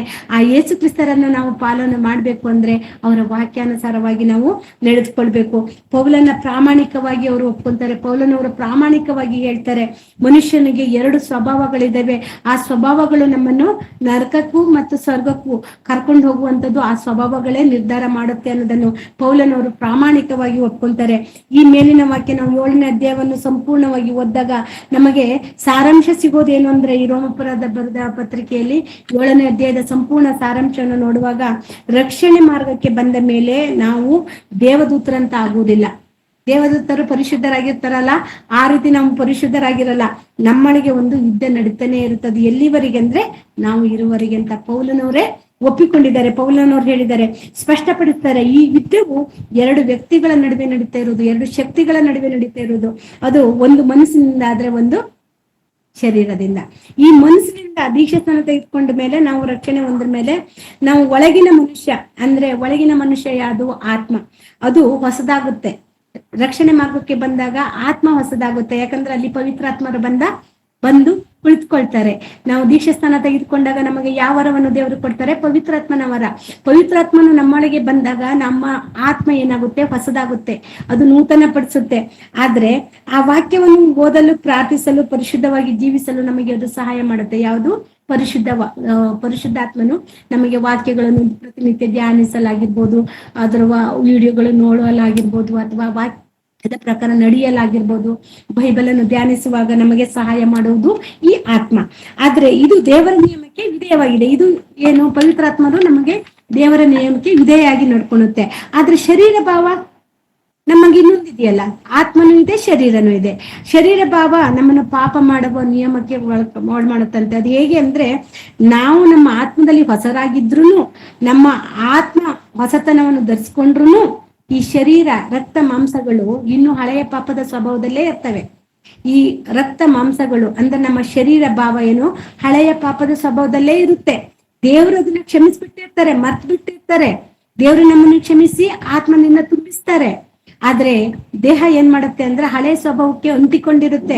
ಅದು ಜಿಡ್ಡು, ಕೆಲವೊಂದು ಜಿಡ್ಡು ಮಾಡಿದ ತುಂಬಾ ಎಣ್ಣೆ ಅಥವಾ ಅದು ಬೇರೆ ಏನಾದ್ರು ಪದಾರ್ಥವನ್ನ ಹಾಕಿ ಮಾಡಿದ ಪದಾರ್ಥಗಳು, ಈ ಬಿರಿಯಾನಿ ಎಲ್ಲ ಮಾಡಿದಾಗ ತಲೆ ಹೇಗೆ ಅಂಟ್ಕೊಂಡಿರುತ್ತಲ್ಲ, ಆ ರೀತಿಯಾಗಿ ನಮ್ಮ ಶರೀರದಲ್ಲಿ ಹಳೆಯ ಸ್ವಭಾವಗಳು ಅಂಟ್ಕೊಂಡಿರುತ್ತೆ. ಅದನ್ನ ವಾಕ್ಯದಿಂದ ತೆಗಿಬೇಕು. ಅದಕ್ಕೆ ದೇಹ ಸ್ಪಂದಿಸಲ್ಲ. ಆದ್ರ ದೇಹವನ್ನು ನಾವು ಜಜ್ಜಿ ಸ್ವಾಧೀನ ಮಾಡ್ಕೊಬೇಕು. ನಮ್ಮಲ್ಲಿ ದೀಕ್ಷಾಸ್ನಾನ ತಗೊಂಡ ತಕ್ಷಣ ನನ್ನಲ್ಲಿರೋ ಕೋಪ ಎಲ್ಲ ಹೊಟ್ಟೋಗ್ಬಿಡುತ್ತಾ?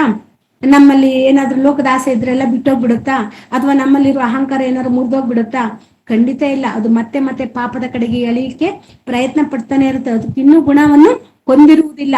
ಆತ್ಮ ದೇಹ ನಮ್ಮೊಳಗೆ ಬಂದಾಗ ಪ್ರತಿನಿತ್ಯ ನಾವು ವಾಕ್ಯ ಧ್ಯಾನ ಅಥವಾ ಪ್ರತಿದಿನ ನಡೆಯುವಂತ ಪ್ರಕ್ರಿಯೆಯಿಂದ ಅದು ಹೊಸದಾಗ್ತಾ ಬರ್ಬೇಕು. ದಿನೇ ದಿನೇ ದಿನೇ ದಿನೇ ನಾವು ಹೊಸಬರಾಗಬೇಕು. ಒಂದೇ ಸರಿ ಆಗ್ಲಿಕ್ಕೆ ಸಾಧ್ಯವೇ ಇಲ್ಲ. ಈ ವಾಕ್ಯವಾದ ಅಸಲು ಅರ್ಥ ನಮಗೆ ಗೊತ್ತಾಗಬೇಕಂದ್ರೆ ಪೌಲನು ಹೇಳ್ತಿರೋದು ಅರ್ಥ ಏನಂದ್ರೆ, ನಾನು ಎಷ್ಟೋ ದೊಡ್ಡ ಅಪೊಸ್ತಲನಾಗಿದ್ರು ನನ್ನ ಮನಸ್ಸು ದೇವರ ವಾಕ್ಯದಿಂದ ನಡೆಯಲು ಹಂಬಲಿಸುತ್ತದೆ, ಆದರೆ ನನ್ನ ಶರೀರವು ಪಾಪದ ನಿಯಮಕ್ಕೆ ದಾಸನಾಗಲು ನನ್ನನ್ನು ಎಳೆಯುತ್ತದೆ.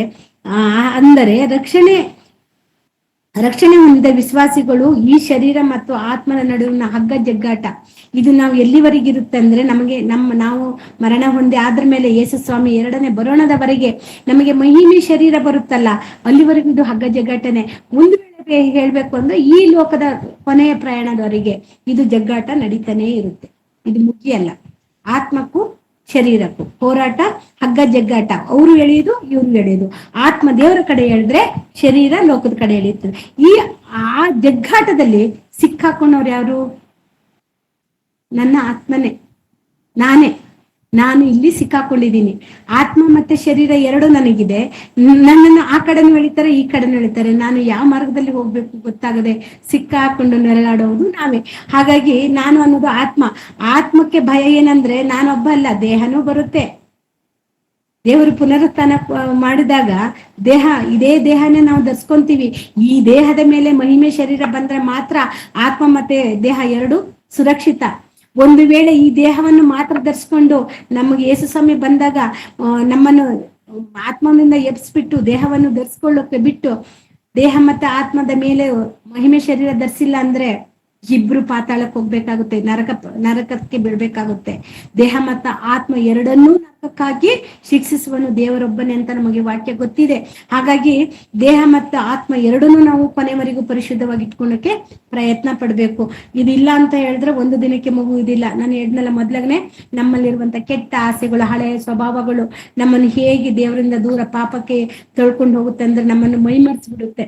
ನಮಗೆ ಗೊತ್ತಾಗಲ್ದಂಗೆ ಯಾಮಾರ್ಸುತ್ತೆ. ಡ್ರಿಂಕ್ ಮಾಡೋರಾಗಿರ್ಬೋದು, ಸ್ಮೋಕ್ ಮಾಡೋರಾಗಿರ್ಬೋದು, ಅಥವಾ ಹೆಣ್ಣಿನ ವ್ಯಾಮೋಹ ಆಗಿರ್ಬೋದು, ಅಷ್ಟು ಬೇಗ ಆ ಹಳೆಯ ಸ್ವಭಾವ ಶರೀರದಿಂದ ಹೋಗೋದಿಲ್ಲಂತೆ. ಅದನ್ನ ಪ್ರತಿದಿನ ನಮ್ಮ ಸ್ವಾಧೀನಕ್ಕೆ ತೆಗೆದುಕೊಂಡು ಜಜ್ಜಿ ವಾಕ್ಯದಿಂದ ಅದಕ್ಕೆ ಬುದ್ಧಿಯನ್ನು ಕಲಿಸ್ಬೇಕು ನಾವು. ಇಲ್ಲ ಅಂದ್ರೆ ಅದು ನಮ್ಮ ಹತೋಟಿಗೆ ಸಿಗೋದಿಲ್ಲ.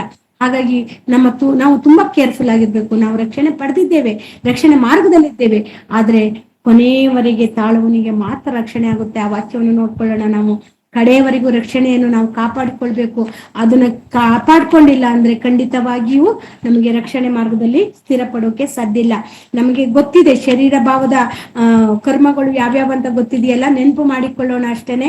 ಅದನ್ನ ಬರ್ದಿಟ್ಕೊಳ್ಳಿ. ಆಮೇಲೆ ನಿಮಗೆಲ್ಲರಿಗೂ ಗೊತ್ತಿರೋದೆ ಗಲಾತ್ಯದವರಿಗೆ ಬರೆದ ಪತ್ರಿಕೆ 5ನೇ ಅಧ್ಯಾಯ 19ರಿಂದ ನಾವು ನೋಡುವಷ್ಟೊತ್ತಿಗೆ ಶರೀರದ ಭಾವದ ಕರ್ಮಗಳು ನಮಗೆ ಯಾವ್ದಾವ್ದಿದೆ ಅಂತ ಗೊತ್ತಾಗುತ್ತೆ. ಜಗಳ, ಹೊಟ್ಟೆಗಿಟ್ಟು, ಹಗೆತನ, ಸಿಟ್ಟು, ಕಕ್ಷೆ ಭೇದ, ಭಿನ್ನಮತ, ಮತ್ಸರ, ಕುಡಿಕತನ, ದುರ್ದೌತಣ, ಇವೆಲ್ಲವೂ ಸಹ ಏನು ಶರೀರ ಭಾವದ ಕ್ರಿಯೆಗಳು, ಶರೀರ ಭಾವದ ಕರ್ಮಗಳು. ಇವು ಪ್ರಸಿದ್ಧವಾಗಿಯೇ ಇದೆ ಅಂತ ಹೇಳಿ ದೇವರೇ ಬರ್ಸಿದ್ದಾರೆ. ಇದನ್ನು ನಾವು ತೆಗೆದ್ಬೇಕು ಅಂತ ಹೇಳಿದ್ರೆ ನಾವು ಆತ್ಮದಲ್ಲಿ ಇನ್ನೂ ಬಲ ಹೊಂದಬೇಕು. ಆತ್ಮಭಾವದ ಲಕ್ಷಣಗಳು ಅದರಲ್ಲೇ ಕೆಳಗಡೆ ನಾವು ನೋಡುವಾಗ ಗಲಾತ್ಯ 5:21 ನಮಗೆ ಶರೀರ ಭಾವದ ಕ್ರಿಯೆಗಳಾದ್ರೆ 22ನೇ ವಾಕ್ಯದಲ್ಲಿ ಆತ್ಮದ ಫಲ ಪ್ರೀತಿ, ಸಮಾಧಾನ, ಸಂತೋಷ, ದೀರ್ಘಶಾಂತಿ, ದಯೆ, ಉಪಕಾರ, ನಂಬಿಕೆ, ಸಾಧತ್ವ, ಕ್ಷಮೆ, ದಮೆ, ಈ ಎಲ್ಲ ಗುಣಗಳು ಎಲ್ಲಿಂದ ಬರುತ್ತೆ? ಇದು ನಮ್ಮನ್ನು ನೂತನ ಪಡಿಸುತ್ತಾ.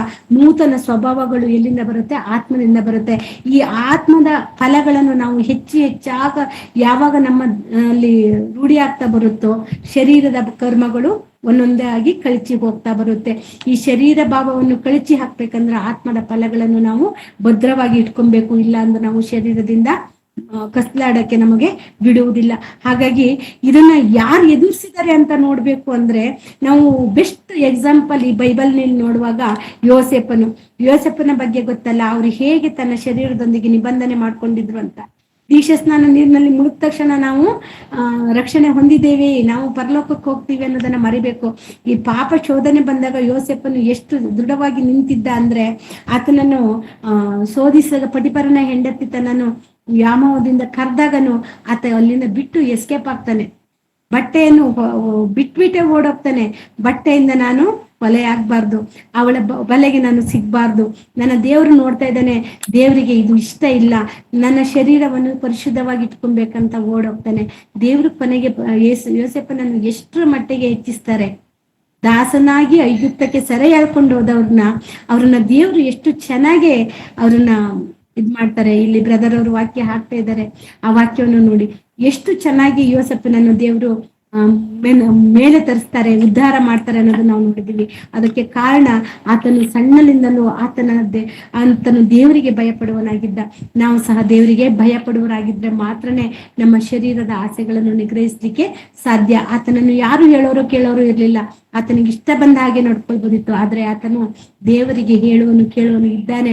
ಆತನಿಗೆ ನಾವು ಭಯಪಡ್ಬೇಕು ಅನ್ನುವಂತ ಆಲೋಚನೆ ಇದ್ದು ನಾವು ಪ್ರತಿಯೊಂದು ತಪ್ಪು ಮಾಡುವಾಗಲೂ ನಾವು ದೇವರಿಗೆ ಭಯಪಡ್ಬೇಕು.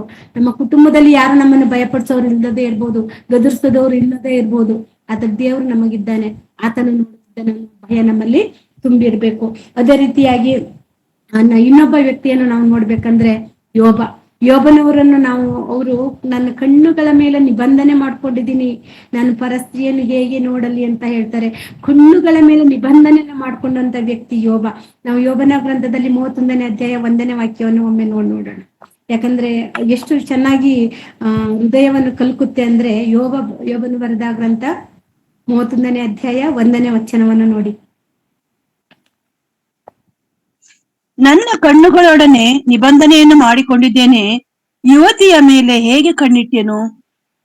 Thank you. ನನ್ನ ಕಣ್ಣುಗಳೊಡನೆ ನಿಬಂಧನೆಯನ್ನು ಮಾಡಿಕೊಂಡಿದ್ದೇನೆ, ಯುವತಿಯ ಮೇಲೆ ಹೇಗೆ ಕಣ್ಣಿಟ್ಟೆನು. ಇದು ಎಷ್ಟು ಜನರಿಗೆ ಇವಾಗ ನಿಗ್ರಹಿಸ್ಲಿಕ್ಕೆ ಸಾಧ್ಯ. ಯೋಬನವರು ನಿಬಂಧನೆ ಮಾಡ್ಕೊಂಡಿದ್ದಾರೆ.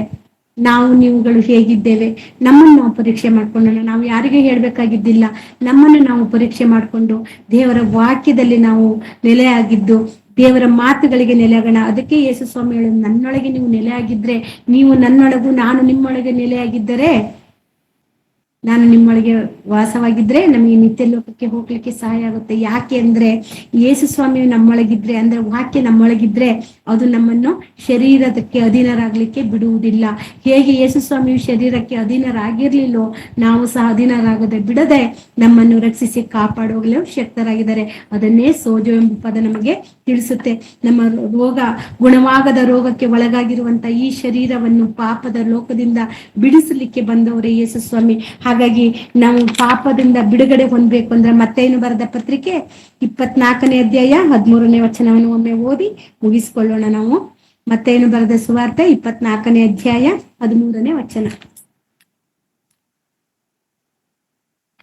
24:13